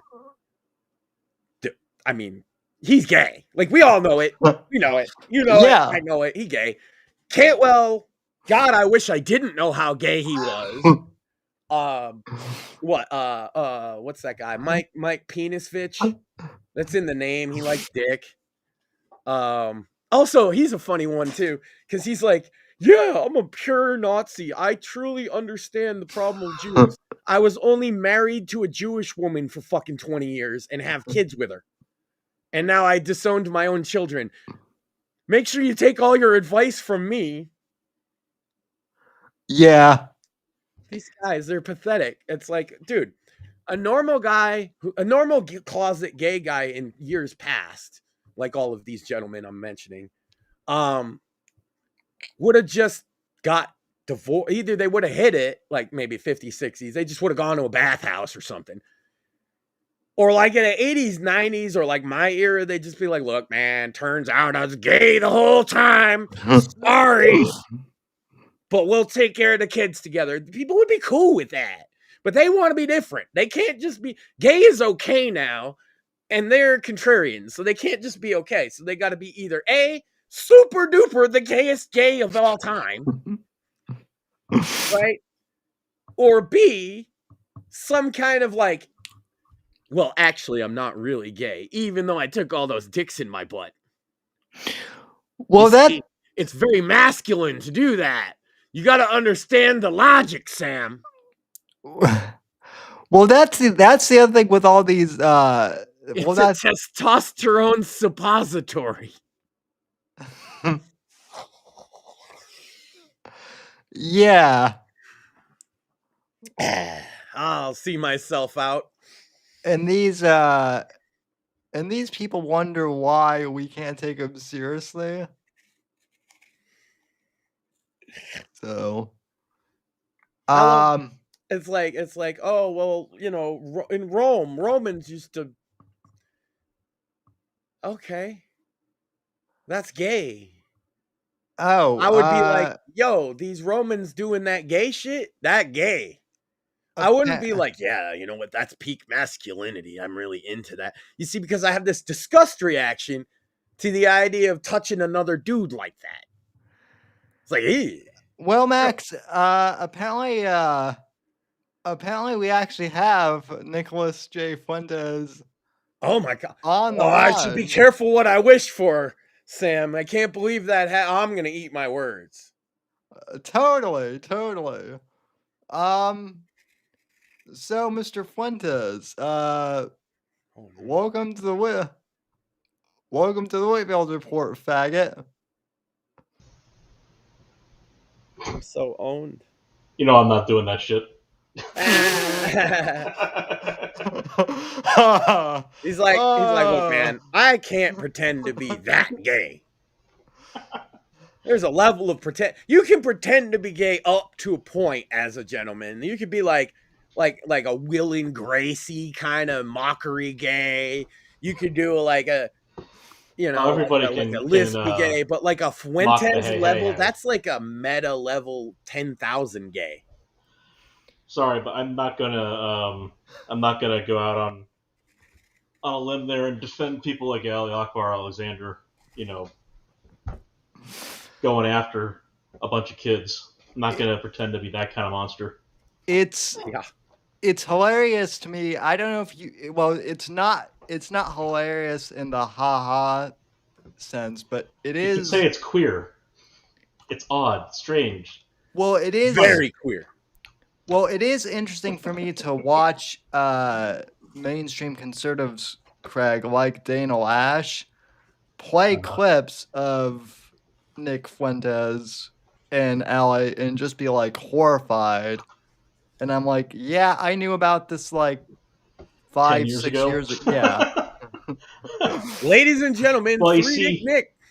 Yeah. He was called Nick the Knife, and by the knife they meant broken bottle, not piece of steel. Yeah. So a different kind of knife, if you will. Well, also he loves stabbing. Yeah. Well, you see, the thought originally, before it became the that special knife, was that he had such a sharp wit. Except really, it was just a bunch of low-hanging fruit. Well, I remember the memeable moment that's based off of. He basically just screamed slurs at a Jewish guy. Yeah. Am I wrong? Isn't that what? And then he pulled out a knife and started calling him the one I shouldn't say on YouTube because it'd get us banned. No. So that was after he pulled out the knife because he had already been called Nick the Knife. Oh, it became a shtick for him. That makes it more cringe, actually. It is. It's ridiculous. He brought out a knife on his show in the first place because he'd been called Nick the Knife while he was debating people out in public. Yeah. But he did have a very short stint where he would talk to people outside. Well, what do you think he'll do if I start calling him 3-Dick Nick? He's going to pull out 3 dicks on his show? I don't know. You'd have to find his first, I guess. He's got a lot of young men on speed dial that he could call in. That's true. You know, he goes and sees them every so often. Finds a hotel that hasn't figured out who he is yet. They call that the Ollie list. Yeah, so people should definitely look at the Ollie files, underscores underneath, the underscores for the spaces, the _Ollie_ files on X or Twitter. Yeah, they can't call it. And that's where Milo Yiannopoulos and what's her name helped compile a bunch of information about him. So the funny thing is, there's two confirmed minors that sent naked photos to Ali Alexander under pressure, so under duress, so blackmailed into it. And of course, Ali Alexander shared those files with Nick. Nick admitted that out in public because he's a fucking idiot, and that kind of monster. While he was basically blaming them for being blackmailed by the time traveling wizard that is Ali Alexander. And then, of course, he had all the people that were included that were not confirmed, reported etc. That I guess there's ongoing litigation or not, doesn't matter. There was like over, more than you can count on your hands, people that were more or less confirmed. The youngest being 12 years old. Jeez. And this is the thing is I've mentioned earlier how many lives that I believe that Nick Fuentes and his cancerous bullshit have ruined. I put in at least 2 confirmed that mentioned him by name in some fashion shooters, and then a couple more that were clearly inspired. Well, there's of course what was his name, the Latino Zoomer or whatever. The guy who threatened a TPUSA event got arrested and they found child porn on his phone. Yeah. Close friend of Nick's, of course. The black kid that I mentioned earlier who referred to himself as an N-word cell and shot a person at his school. Yep. And it's surrounds and himself that with one the best is, and of brightest. course, tragic. It's like, how is a white nationalist convincing a black kid to hate himself? That's fucked up. Well, you see, that's the thing is he's not a white nationalist so much. He uses that as a way to get around. Certainly not in he claims to be a Christian nationalist. He claims to be a Christian nationalist, and a lot of his rhetoric does fall into that. Of course, the problem is he's really not a practicing Christian in the way that he would otherwise claim. He's just a cultist. Right. He's a cult leader. Yeah, he's a cult of personality and nothing more. That's all how I see it. And that's largely going to be a lot of the issue because you're going to find groups that dissociate with him. It's people want to be able to shoehorn him into a category like that. The guy, likes Hitler and Stalin and another social. He's a socialist in that sense. He's clearly. I said earlier, Craig, and I don't know if you agree or disagree with my definition here, but I want to give it again for you. Mm-hmm. To me, if you say you love Hitler in some fashion or you want to emulate him, and you also consistently say how much you don't like Jewish people, you're a Nazi. That's how I define it. Neo-Nazi. Neo-Nazi, yes. At best, you could say, and here's the deal on that. To be fair, that's because I'm a so punk kid, and those were the guys we were fighting, right? Was neo-Nazis, but we just called them Nazi punk. So that's just how I say it. But yes, to me, that is what I would define as it's acceptable to call somebody a Nazi if they meet those 2 criteria. I would say that the reason to insist on neo-Nazi personally, not like, I'm going to be a stickler about it, is because there are still literal living Nazis, and for some reason Canada likes to court them in Parliament. Yes. So that is true. And also, like, the neo-Nazi shit is so far removed. Oh, and people like Soros, who was also, again, a literal Nazi. Yep. Yes. I get you. And I don't even have, and people might not like this, but I have friends that I know are like openly anti-Semitic, and that, although it's oddly enough, I do too. It's hilarious. Yeah, it's just like whatever. Sometimes that's not the biggest part of their personality. Right? Who cares? And if a joke's funny, it's funny too. That's one thing. Sure. Like a lot of people don't give. If you can't laugh at yourself, then you really have to sort out your life, because that's one of the major ways you process things. You're not allowed to laugh at other people. If you can't laugh at other people, if you can't laugh at yourself or other people, then you have no humor. I think the problem is like Nick tries to hide behind the thing of I'm just doing jokes, but the thing is he says the same joke over and over and over again. Well, that's the thing is he's also done things where he's just not telling jokes. Yeah, right. I kind of explained that earlier and maybe it was a joke, but he's also not joked. A more boomery audience that might not understand Fuentes, like on the top level when he says he's being ironic, right? That's for the boomers, so that he also doesn't understand irony. Oh, you don't understand it, ha ha ha. But underneath what he actually means is basically the same thing as the ironic joke, right? Like he's not actually meaning anything different when he says some of his more extreme stuff. That's what he means to some degree. Yeah, and the fact that they're laughing that you don't know that when he says he's ironic and you can't discern what's a joke and what's not. They find that funny. And they're right. They're right. It is funny when boomers can't discern where the irony begins and ends. I agree that can be very funny. But to explain to you boomers out there, you not getting it, that they're actually just mean what they're saying. It's not ironic in that way. It's ironic in that they think you don't know what they're doing. That's the irony that they're talking about. Exactly. Sorry, but he's also not doing 4D chess. He's just a fucking retard. Exactly.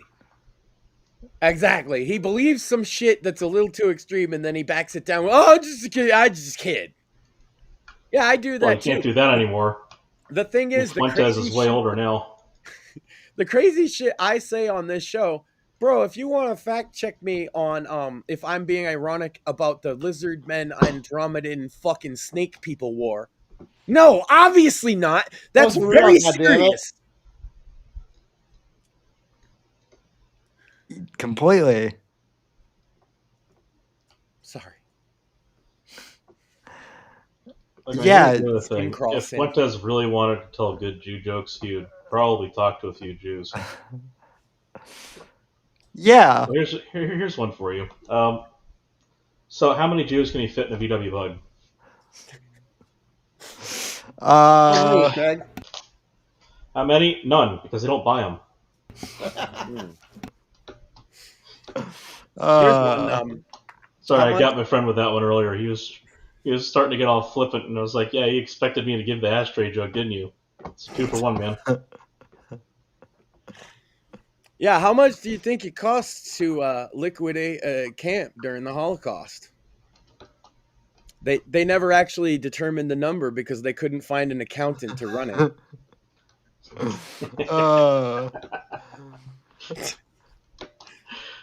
That's good. Yeah. Why did they all lose in court after the war? No, the lawyers. The lawyers. That's why they were socialists. Let's be real. Is that nobody understood money? Yeah. Well, yes, we would build all those people up and spend all the money without all those money grubbers around. How'd that work out, by the way? Well, it's fun how that works, isn't it? Because communism, with the way they do their utopia, they have to keep people from leaving. Whereas fascism, so instead of running through money and then just slowly siphoning the life force out of your people, fascism instead turns external and starts rounding people up from outside. Yeah. It's like, no, we need more people. Fuck it. Let's just go to war. Yeah. I guess you could say something about seizing the means of production in that sense. Yeah. Well, and the fun thing about both forms of socialism in those senses is that you cannot actually coexist next to them peacefully forever. Not for very long at all, no. So I wonder how long it's going to be before Escape from New York becomes like an actual documentary. Well, what I'm hoping is that they bring in little quip, or that stupid little song that they had for him. You know, the one they spell out his name and say, "Learn how to pronounce it." It's like, I think people are going to be very capable of pronouncing his name by the time he's done. Oh yeah. Oh yeah, definitely. You wanted people to say your name and say it right. You got it, buddy. I think that the Sharia law should be imposed on all the white bitches that voted for it. Goddamn right. And only them, though. That's fair. It's consensual Sharia. Like, I don't know if you guys saw, Elon put out that post earlier today, or earlier tonight, where he said, you know, people from LA, New York, SF, or and whatever, are best and brightest are moving to Austin. It's like, no, motherfucker. That is the last thing Texas needs right now. In fact, explicitly, that was one of the things that they're trying to do, is move enough people there to make it purple. The last thing they need is all the rats leaving the sinking ship. Fuck that. The rats should be forced to fucking stay. I mean, well, here's the thing: is a bunch of Republicans are leaving and that makes the areas even more liberal. Or a bunch of conservatives are leaving, that makes the areas more liberal. And then, of course, they've got the people who are leaving to try and make Texas purple, and they're just going to move there and bitch and make it worse. And he's talking about Austin, which is one of the more liberal places in Texas. Yeah, it's definitely between Dallas and Austin. You got to be fucking joking me. It's the epicenter of blue in Texas for sure. Mort, I'm though, sitting there like I was just there in October, and you know, as hip as the downtown scene is there, like I would not move to Austin. Maybe Freeport or Houston, because like then there's people like me who actually have to make shit work, and when you do something, it has to actually have value. I want to hit on something Mort said there real quick. Mort, no, we are in blue states. We should let those people leave. Think about it.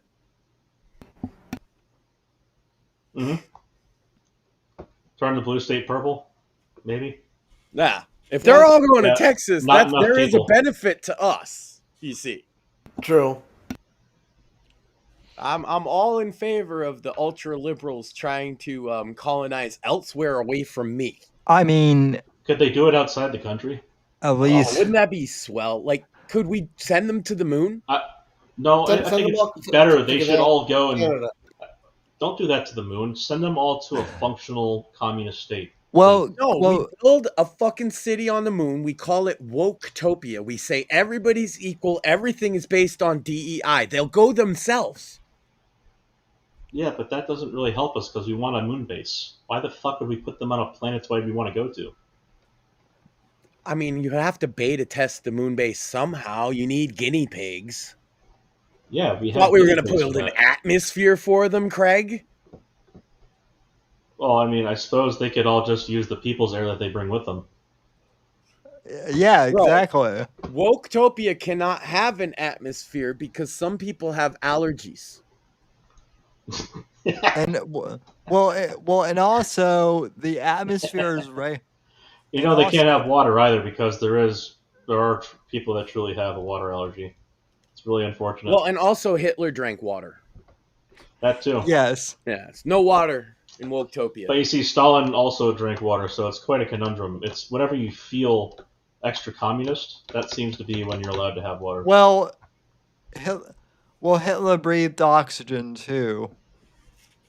True. Got to stop doing that. You might be a white supremacist. Very few of them exhibit behavior that does not fall outside. That does fall outside of oxygen deprivation. So I have a feeling that they're already doing that one for you. Yeah. Then they also hold their breath when they're sitting there complaining on the ground about how bad oil is. That's true. And they use lots of oil in their painting over paintings.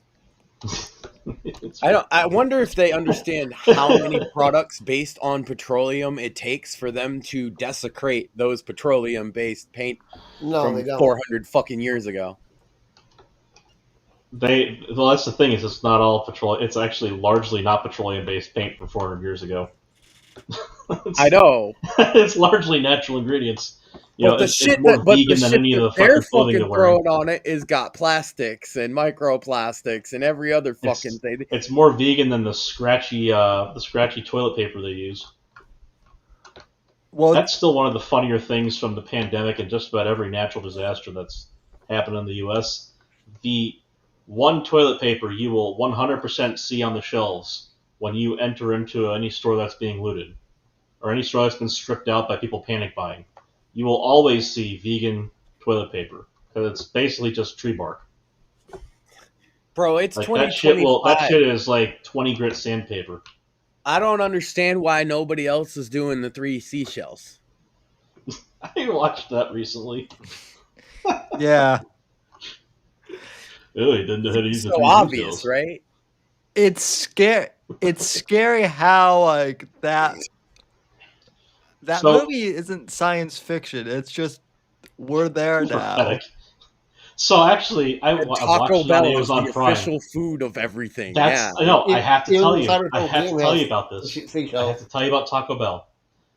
So I watched it recently on Amazon Prime, and somebody must have made a good amount of money to make them do something super stupid because they replaced it in the movie with Pizza Hut, but they did a really fucking bad job of it.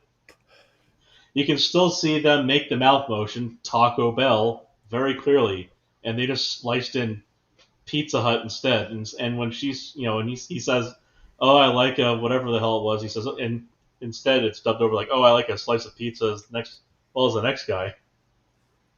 And then when they enter in the restaurant, so they have like Pizza Hut on a white background, like their symbol on the white background, plastered on the side of the car. And then when they walk in to the building, you can see on the front side as they're walking in, Taco Bell written on the glass as it was. And then from the inside during that scene, every fucking window has Taco Bell.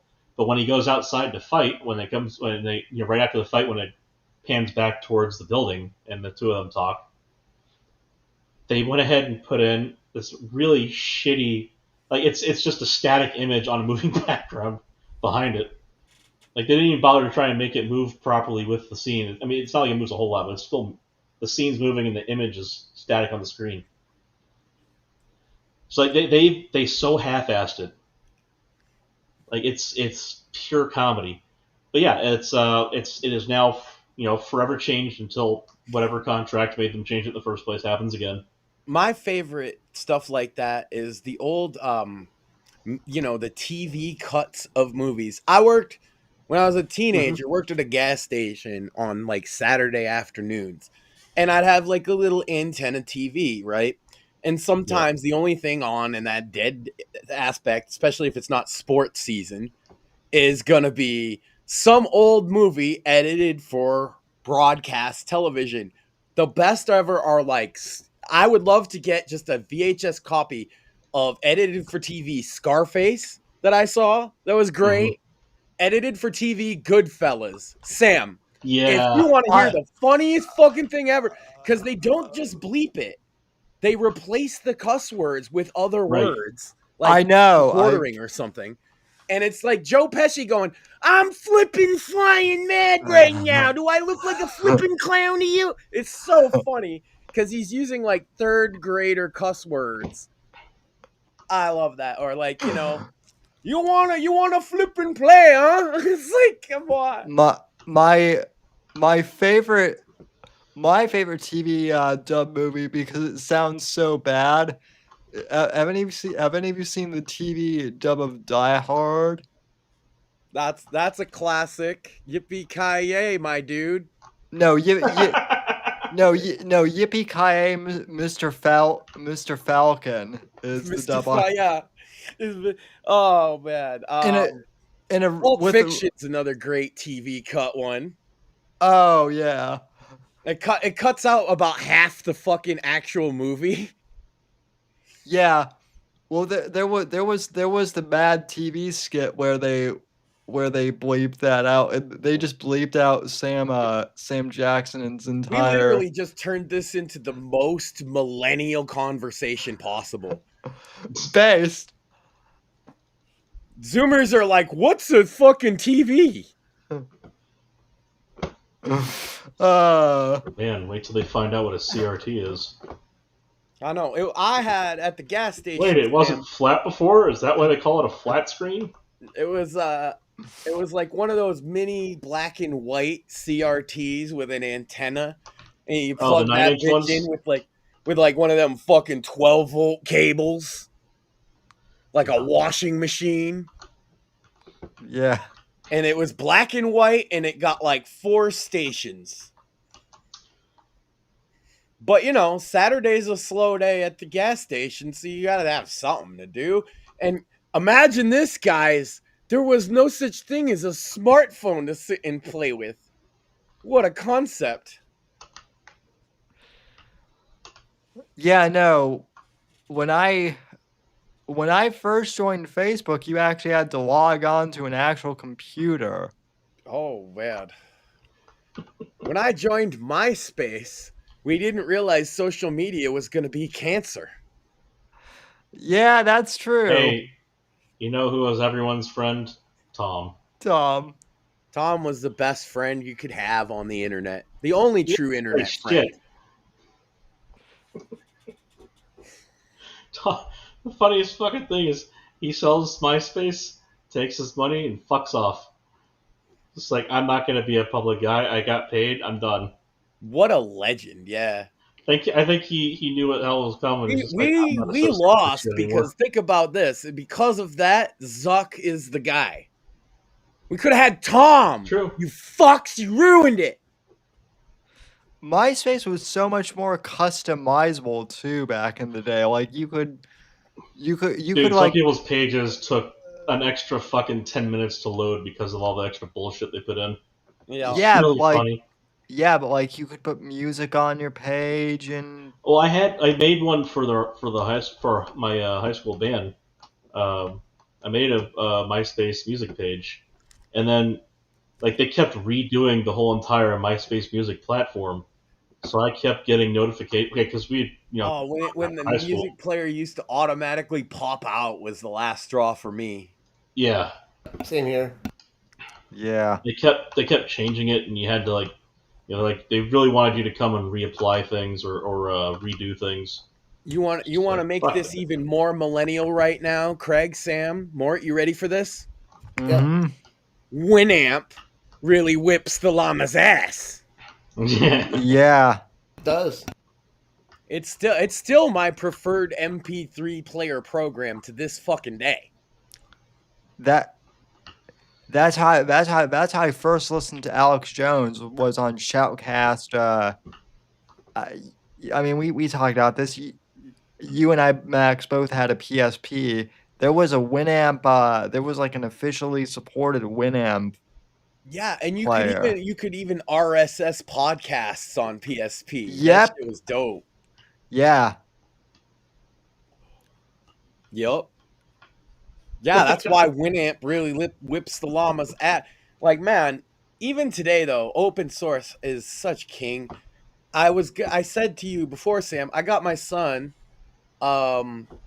It's called a Miu Flip 2. And it's a little emulation Linux-based handheld. It looks like... Actually, would you mind getting it for me if he's not playing with it? He should be asleep. I mean, it's Anyway. it's only midnight on a Thursday. I know. That's why I'm like, if he better not be up playing his game. But tap out soon, man.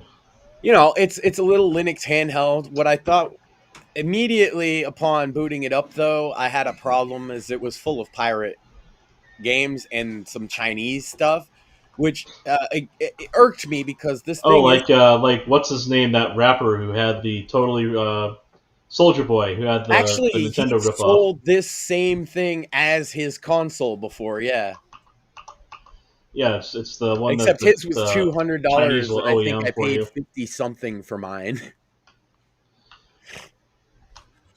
But it's cool, and I immediately was like, okay, I don't want to use pirate Chinese software for my kid, and so I installed an operating system. It's fun. Linux stuff's awesome, Sam, because there was even though it's this niche emulation handheld device, there's 7 different operating systems for it, like Linux kernels.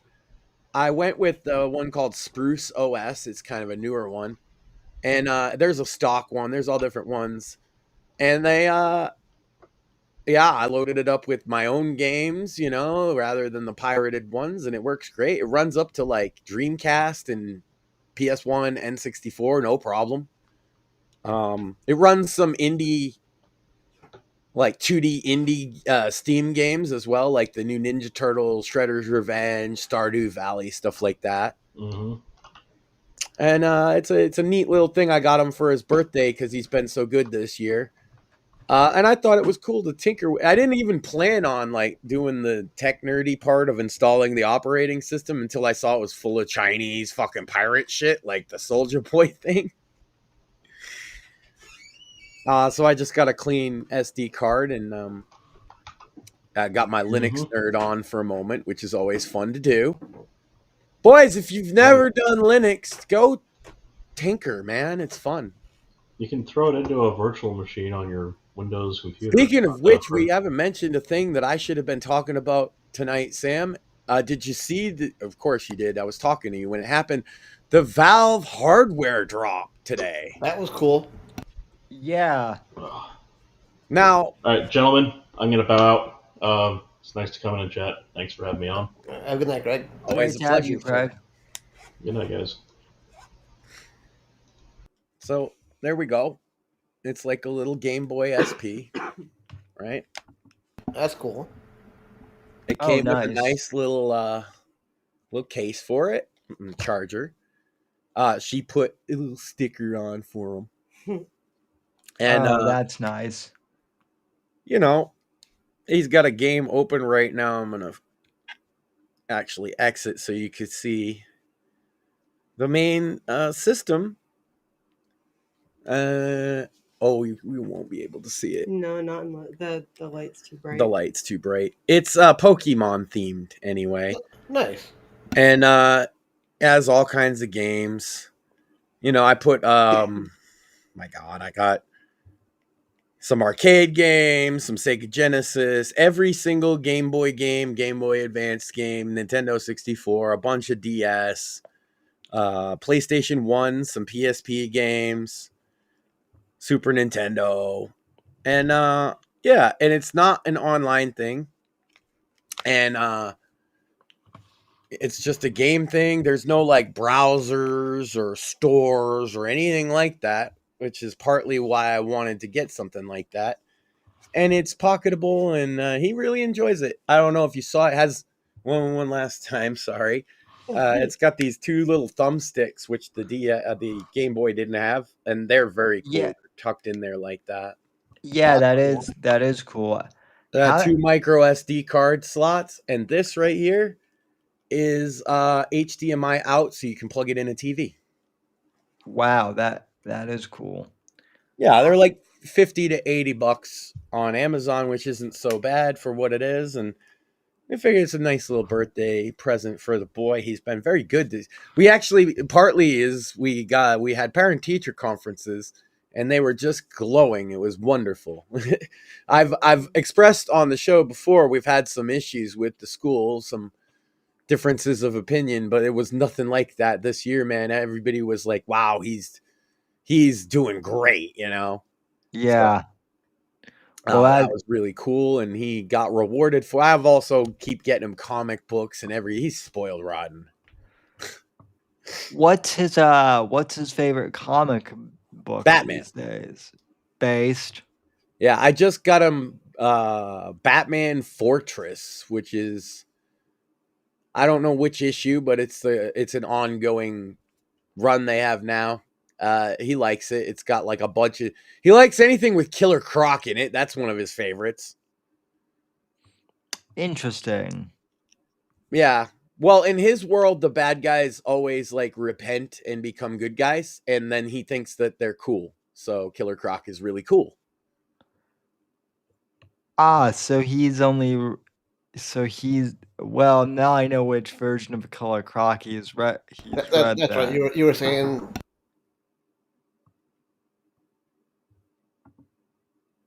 I didn't catch that. Yeah, I think you had a delay there more. Oh. I just remember you saying, this was probably 6 months to a year ago now, that the little man plays all of the Lego games, and all of the villains also are cool with the superheroes and shit. Yeah. Well, because in the Lego games, they become an unlockable playable character. So to him, that means they're good guys now. Right. And I would agree.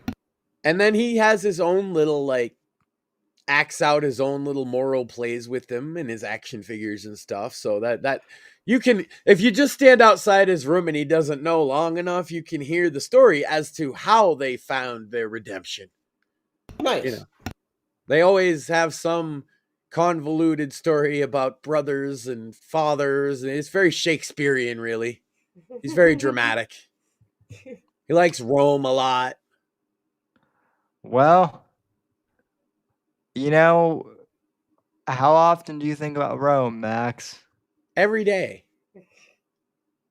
At least once a day. Yeah, that's a minimum. Sometimes it's far more, but you know, you got to give due to. You put Bejeweled on here? Oh, you're awesome. Of course, I put Bejeweled on there.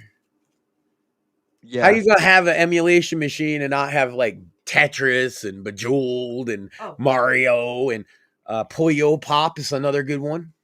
By the way, when I went to go get this, kid you not, I literally had like the Mission Impossible theme song playing in my head as I'm navigating the stuffed animals and toys on the floor to get to the bed, lean over him because of course he didn't have this right with, the tablet and the teddy bear. No, it's on the other side of the freaking bed.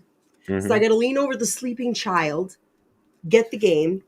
Then I have to navigate the minefield of toys and stuffies to turn the light off and then get back out, not being able to see the minefield of stuffies and toys. But I did it and I didn't wake him up. Right, and so the Mission Impossible theme got all the way through, and you were done. Yeah, pretty much. When I went to go down the stairs, I was like, "Yes!" Like I did it. Because if he woke up, I'd be fucking screwed. Well, we play it though. I think it needs to charge. It does. Well, we appreciate it, Maxine.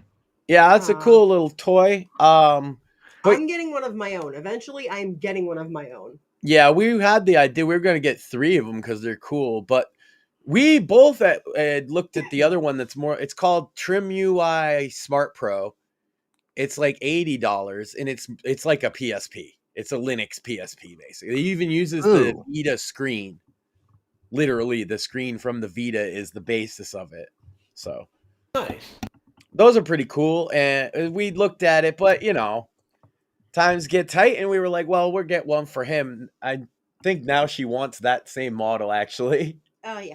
Yeah. I would be fine with getting, because honestly, okay, so taking it from... It's very purse-friendly, yeah. Yes, from a female point of view, and I already know this works even with it's upstairs, so I'm not going to go get it, but my coffin purse that I've showed on here before, where's the camera? There it is. This fits even perfectly in that tiny ass bag because it's fairly small. This fits. Mm-hmm. So for a woman, yeah, this is great. You put it in the case, throw it in your bag, take it with you the amount of games that you can put on here, the different games you can put on here, and also it comes in mad colors. Yeah. And I don't know if you guys saw the color that I got is basically the old it looks like a Super Nintendo. Yeah. Did you catch that? Yeah, I did.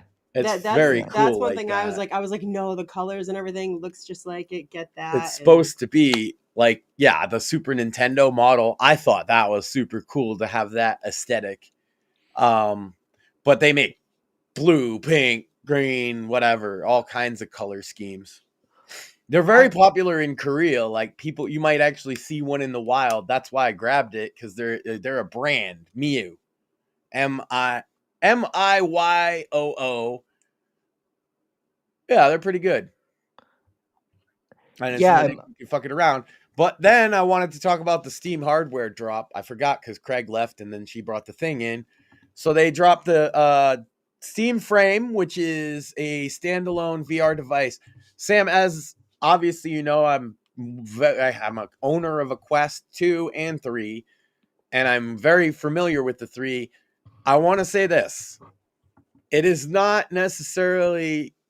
It's a direct competitor to the Quest 3, but it uses the same processor, exactly the same processor. Snapdragon 8 Gen 3.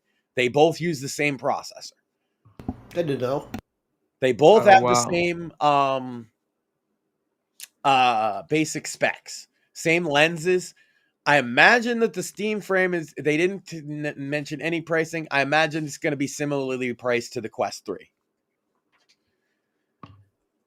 A difference with the Steam Frame to the Quest 3 that a lot of people and even me are going to find to be a benefit is 1, Steam OS, and 2, that they have made a little dongle that you plug into your computer that handles wirelessly streaming games from your computer, but it is a standalone VR device, the Steam Frame. It does not require a computer. You can just use a computer as well. That's awesome. Second, the second thing they announced was the Steam Controller 2. I definitely want one. I still have a Steam controller I use. I bought one the day it came out, actually. It just died like a year ago, and it was from like 2015. Yeah. The Steam Deck, it basically takes the original Steam controller and the Steam Deck controller and merged them into a cute little baby. And then they announced what they call the Steam Machine, which is essentially a gaming PC console. Yep. It runs on Steam OS. You can use a controller. It's got full Linux desktop mode as well, though. It is a computer, but it is also a gaming console that runs 4K games. And it's Linux based. Dope. Yeah, we have no pricing on any of them, Sam. We have very few specs on the Steam Machine itself so far. We know it's a custom chipset, so it's tough to compare it to any hardware out in the wild. We don't know what kind of performance it's going to get. However, it does seem to be something to the effect of like an Xbox Series X level of power, or maybe slightly above. Nice. And obviously they're not making a new Steam Deck was the first thing they said, but that this all kind of works as like a family of products. It's an interesting strategy. I do think that the gaming market is more ready for a Steam hardware expansion than it's ever been before. Absolutely. And so we'll see how it turns out. They did really well. Obviously, the Steam Deck was a big test of their ability to distribute hardware, and they feel very comfortable with that now. So we'll see. Would I recommend you pre-order any of it? Well, there's not even a price yet. As much as I like Valve, no. But certainly keep an eye out, and it looks interesting, especially if you're like me, somebody that wants to see a monopoly of this console crap kind of broken up with their exclusives and their hardware tied nonsense, and you got to pay these online fees. I do think Steam is offering something fresh to the market, and we'll see if people like it. Yeah, I mean, look, I've never been like a console loyalist as far as, game exclusives or anything. The reason I've always and also you've been a PC or a Mac user for most of your life as well, so you know it's not like you're console only kind of guy. right. Most people aren't like that's funny too. The console war and the PC master race people. How many PC gamers use a console for something? Lots of people. I've said before on the show, the reason why I've always been a Sony guy is because my grandfather, who has now since passed, he bought me a PS1 way back in the day. So that's it just makes sense then. Oh, PS2, my games will still work. Right. PS3, they promised the same thing. It didn't really pan out that way. Goddamn bastards. Yeah, it did sort of work a little. Just not the way it should have. But hey, Xbox 360 didn't do all that much better. Yeah. There's still a lot of original Xbox games that will never run on 360 or even some of the newer Xboxes. Like, unfortunately. There's certain games. I can emulate them on a computer, but for whatever reason, they don't work on Xbox hardware, and they're usually Xbox exclusive games too. Right. Yeah. Little bit of more. The only reason why I have a computer the way I do is because my cousin now lives in PA, just ships me up new PCs every so often. Before that, I was a console pleb. Yeah, I mean, I grew up with the Nintendo. Like, I had consoles for a time, but PC. I mean, I had a DOS Tandy PC when I was little. And so I always been a PC gamer, so I have a different view. That's why I'm a big Steam guy, right? I was like, I've always liked Valve as a company. Yeah. I'm clearly biased, so if you're just listening to me and deciding to make a purchase, don't. Well, to be fair, my opinion, Steam is the most fair of all of the companies, but that's just my opinion. Well, my only the reason why I bring up, my history with PlayStation is there are a lot of people who are Sony guys like me who are not thrilled with Sony right now in the PS. That's true. I mean, one thing is they kind of promised you there wouldn't be like a better PS5, right? And then they did anyway. They also raised the price on the console multiple times. Yep. And the PSVR 2, they've basically abandoned it, which is funny. Like, Valve is jumping into that market while Sony seems to have given up. Well, and so, yeah. Well, the other thing too is just looking Not at that VR is like a be-all, end-all. I'm just saying, right? well, and just looking at the design of the cube, like that thing looks cool. It's looks certainly much more aesthetic than the original PS5. Yeah. Oh man, I've had to bring my PS5 with me up to the cabin a couple of times that we've moved that we've had to evacuate Florida because Lord knows you don't like we can take that with us, thankfully. And I don't want to have to replace that even under insurance if I don't have to. But man, is that thing even with it being like portable relatively, it's not the easiest console to like unplug and Yeah, I will say that this is more in line with the Series X, which actually kind of is super easy. yeah. I mean, to plug my Series X in or out, I never really moved it before. It's always just been in the living room, but I mean, it's a little taller than that. I'm going to read this right off the website real quick because it's funny to me. Small form factor, put it under your TV, set it on your desk, hide it under a banana. It's a powerful PC gaming packed into a roughly 6-inch cube. Yeah, so like the Series X is very similar in design, and I think that they took some cues from it where you can just pull, like, there's the power cord, the HDMI in the back, and that's basically it. Right. I just wanted to read the banana part. I thought it was funny. Yeah. So yeah, it's made not to be like if you notice, the aesthetics of the PS5 was basically they wanted you to look at it. Right. They want it to blend in. Oh, and I'm not gonna lie, the PS5 does it looks great in my living room. Yeah, it's supposed to be an eye catcher. This is not necessarily, although it does have, I don't know if you saw the video, Sam, on the bottom there, if you can see, there's like a little line. That's a customizable LED strip that lights up and can display text and stuff. Yeah. So that's pretty cool, but otherwise it's not meant to be an eye catcher, right? Right. It looks nice, not to say it doesn't, but it's meant to sit, like he read, like it's meant to sit on your desk or your computer next to your TV or something.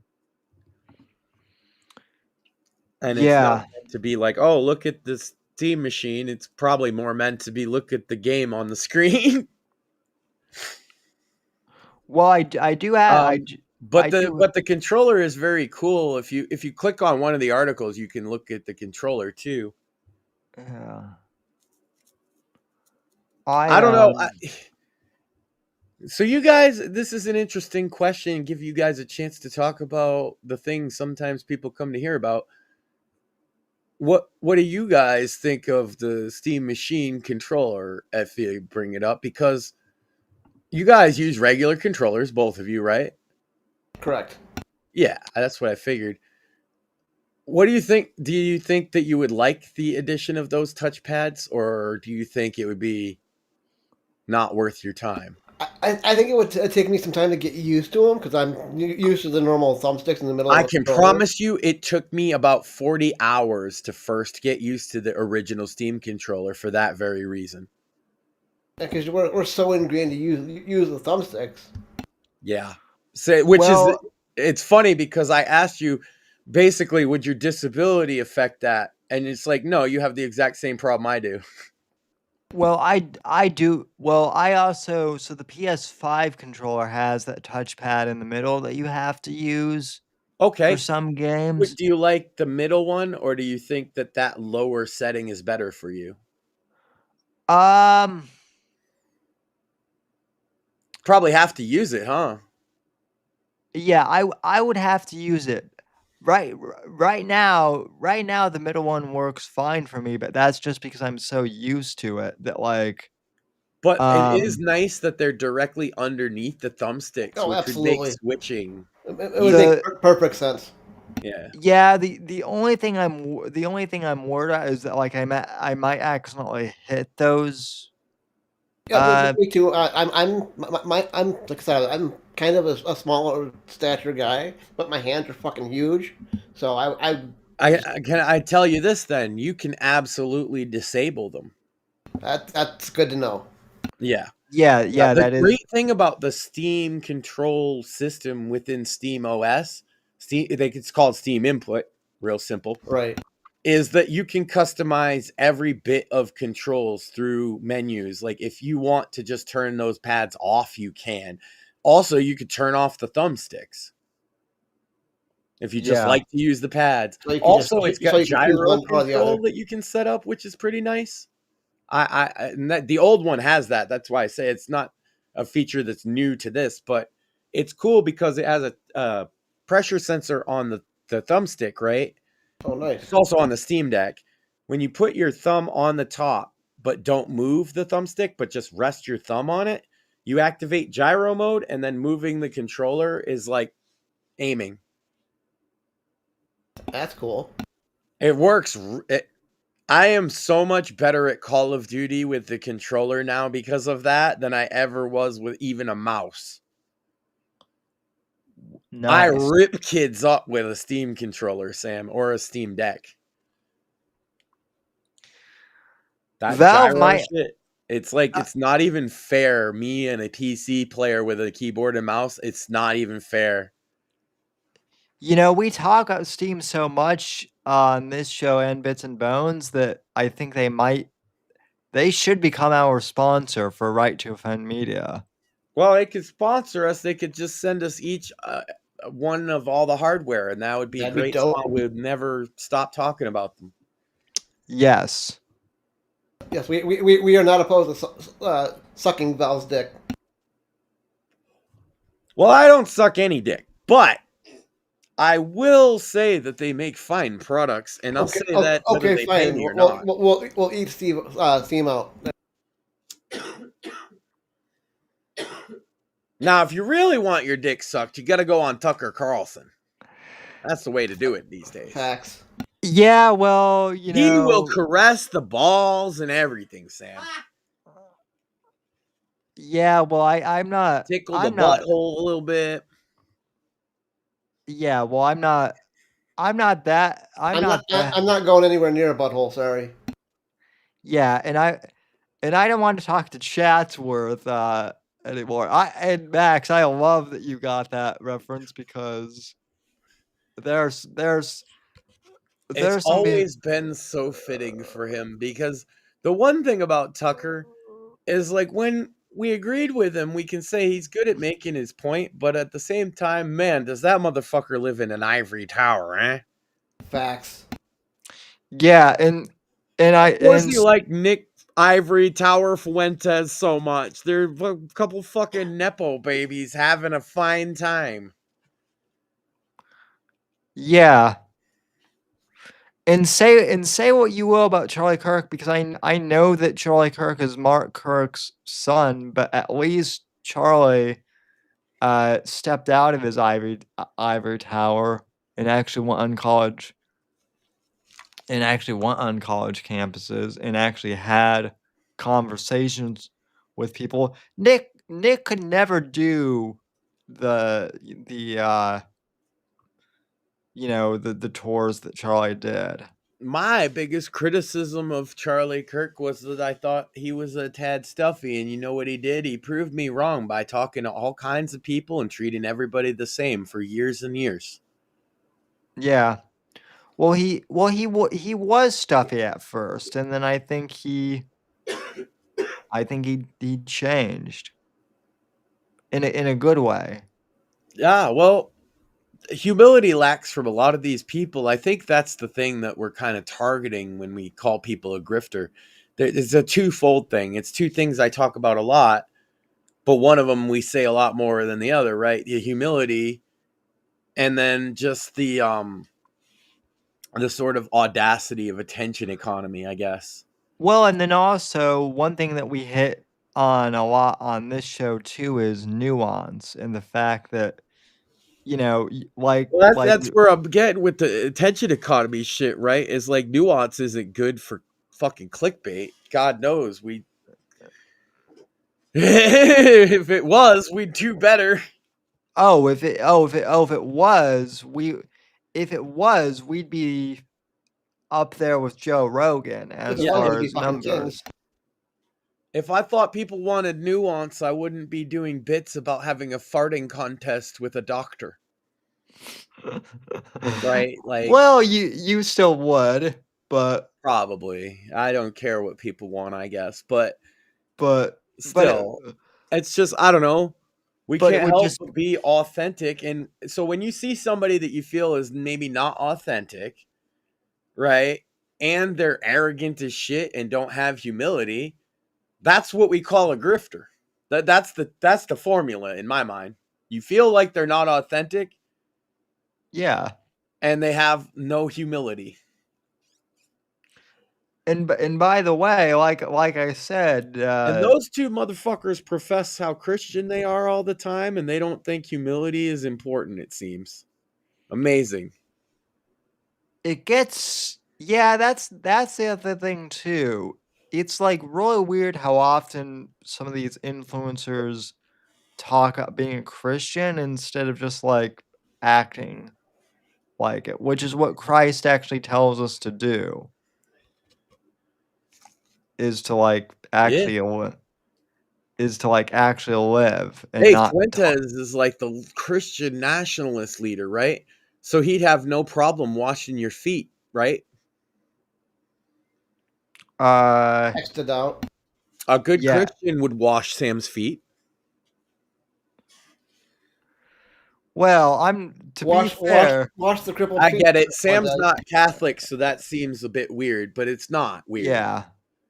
No, it's an act of humility. Jesus washed a crippled man's feet. That's why I mention it. right, yeah. No, I know that. I was just gonna say, well, to be fair, washing Mortheous' feet, that might be Nick wouldn't like that because that would be disgusting. But to be fair, crippled feet are disgusting. Yeah, and Feet Jesus in general did it. are disgusting. And he claims to be a Catholic. It's a Catholic tradition. Mort. Yep. Yeah. Well, also, it's not just a crippled person's feet. It's anybody's, but it's an act of humility. Also, feet are disgusting, but that's beside the point. But it is, and that's the point, right? The feet are supposed to be disgusting. You're acting in humility and compassion to another human being, like Christ would. That's the whole fucking point. Well, also, I'm pretty sure that like in Catholicism, there's the whole. I'd wash your feet, Sam. I ain't too proud for that. No, I know you would. It ain't no weird foot fetishy thing. It's like it's a sign of submission. Now, you're not a Catholic, so you see it differently. So it's not something I'm gonna do. But I'm just saying, a guy like him, that's a challenge. If you're gonna be a Christian leader, if that's a challenge that he can't overcome, then I don't want to hear that no more. No, I actually Catholicism specifically, and Catholicism would have him show his subservience by washing a man like your feet. Well, Catholicism also talks like for forgiving, one's enemies too, and that's Christianity in general. And yeah, like Fuentes keeps talking about, like destroying, his enemies. Yeah. Well, I think if people wanted us to talk about them, they got what they wished for tonight. I hope that that fulfills that quota. Y'all asked for that one. Yeah, and I think people also asked for us to talk about Mamdani, and we did that too. Like I said, though, about as much as it deserves. Yeah. Oh, New York gave themselves a fucking enema. Who cares? Like I said, what shocks me is the fact that people are shocked by that. Yeah. Oh wow, New York did something stupid. Shocking. I'm in Massachusetts, and if you say Massachusetts did something stupid, I'm gonna be equally as shocked. Yeah. Our governor thinks she can legislate the Constitution away because she thinks it's a health crisis. Oh, that is chat. I love this picture. Look at that fresh face, little. Come here. Look at Sammy with Glenn Beck. This is so cute. The dude is like 6'8" too. He's like, aww. Yeah. Look at him. He is so full of hope. What have we done? What did you do? I didn't do nothing. We ruined Sam. You. No, just the forces of. He was ruined before he got to it. The forces. Like the unseen hand of modernity, and Sammy was ruined before Max or I got to him. Yeah, was the lizard people really? Just tore that hopeful. No, look, he's got the same fucking smile on his face right now. They ruined his hopeful smile. He's literally got the same pose and everything. Well, Sam is gonna look young when he's fucking 90. I hope so. Well, and to that end too, though, like that's the other thing is, like Fuentes and all these grifters, they're fucking doomers too.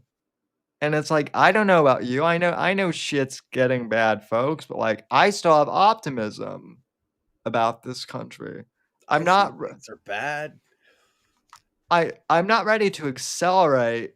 I'm not an accelerationist who just wants to burn everything into the ground. I'm a conservative because I think some things are still worth conserving in this country. We made the point to say, like, and I come at it from like the punk metalhead kind of anti-establishment kind of mentality, but the fucking punk thing right now isn't to be a fucking tranny, I'll tell you that. It's not to be a fucking lefty. It's to fucking stand for something. And I'm a conservative. Here's the thing, Sam. I think that we differ from a lot of these conservatives. And here's why. Because all three of us, when we say, what are we trying to conserve? There's a famous clip. I don't know if you've seen it recently of Candace Owens being asked by a black man what time she thought was great or what you're trying to conserve. Now that's a much more difficult question for a black person in that context. So I'm not even casting aspersions, but I can answer that and you guys will agree with me, even if it wouldn't be your answer initially. I want to go back to 2002 and 2003. I'm not saying we need to go back to the 1700s or the 50s even, or even the 80s. I actually think that's rational. I think I can agree with that.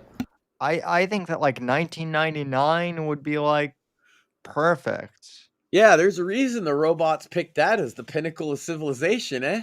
It's all been downhill since then in the Matrix. I don't want to go back to Y2K though. Well, it's funny you mention that because Scott Adams, who made Dilbert, he has cancer, unfortunately, but there was actually a Dilbert animated cartoon that was on TV that's way funnier than Family Guy and way smarter, but it takes place in 1999, and man, Well, real quick, regardless of anything he's ever said or done that might upset somebody, obviously my thoughts and prayers go out to Scott Adams for a cancer diagnosis. That's rough. I know some people don't like him. I don't really care. I think this is one of those things that transcends that. Agreed. Yeah. No, I think people have. I'd say the same thing if Nick Fuentes got booty cancer, and he will. And then I'll pray for him. In all seriousness, I that do. one might like booty cancer. Yeah. Well, in all seriousness, I do pray for him that he overcomes whatever thing is in his head. I don't think demons of homosexuality or whatever. Yeah, I agree. Well, in the self-hatred too. That's right, man. I love Mexican people. I don't know why he doesn't. He's one of them. Like, what the fuck? Yeah. But also to end, I've been watching AAA religiously for years, Sam. That shit's dope. Lucha. I'm all about that shit. Did you see Dom retain the Mega Championship against fucking Dragon Lee, bro? That shit's fire. That's on YouTube. I told y'all Dom is the best homie and best wrestler in the world, and nobody wanted to hear me. And you were right.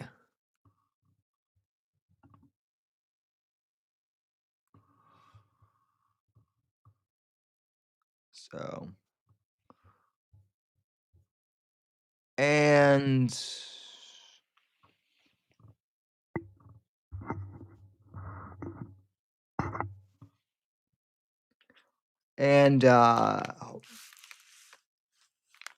I can hear you, Sammy. Can you hear me?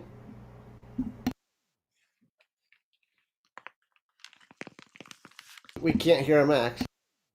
Yeah, I think so that wasn't just me, that was No, that was all of us. And so here's the fun.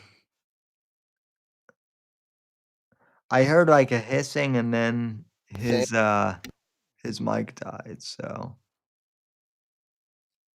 But, in chat we have King Gravana in chat, so hello.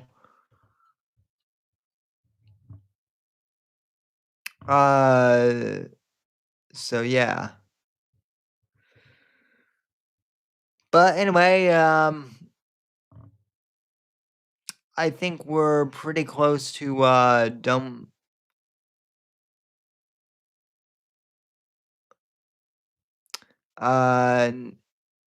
Nope, still on.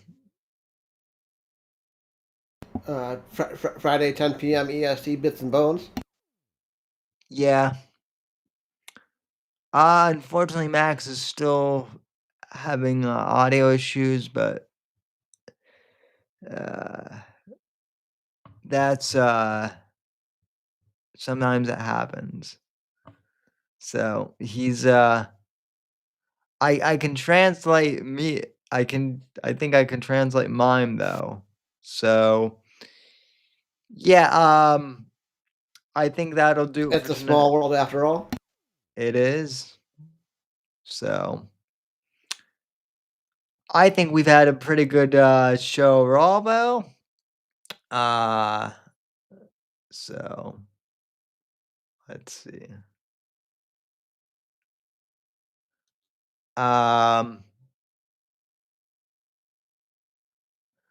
Well, obviously, Fuentes can't make a fist.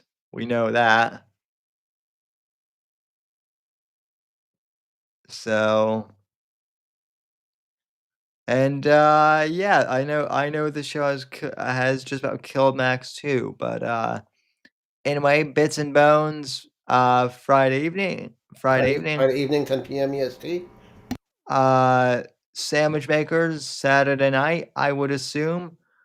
And then I'm not sure who I'm having on Monday yet, but that will also be on. So thanks for tuning in, everyone, and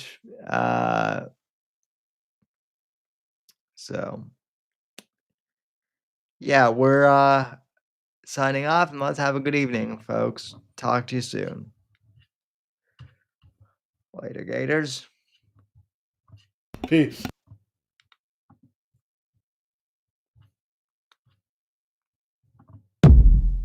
The right to offend is not some pesky little part of freedom of speech that we have to put up with.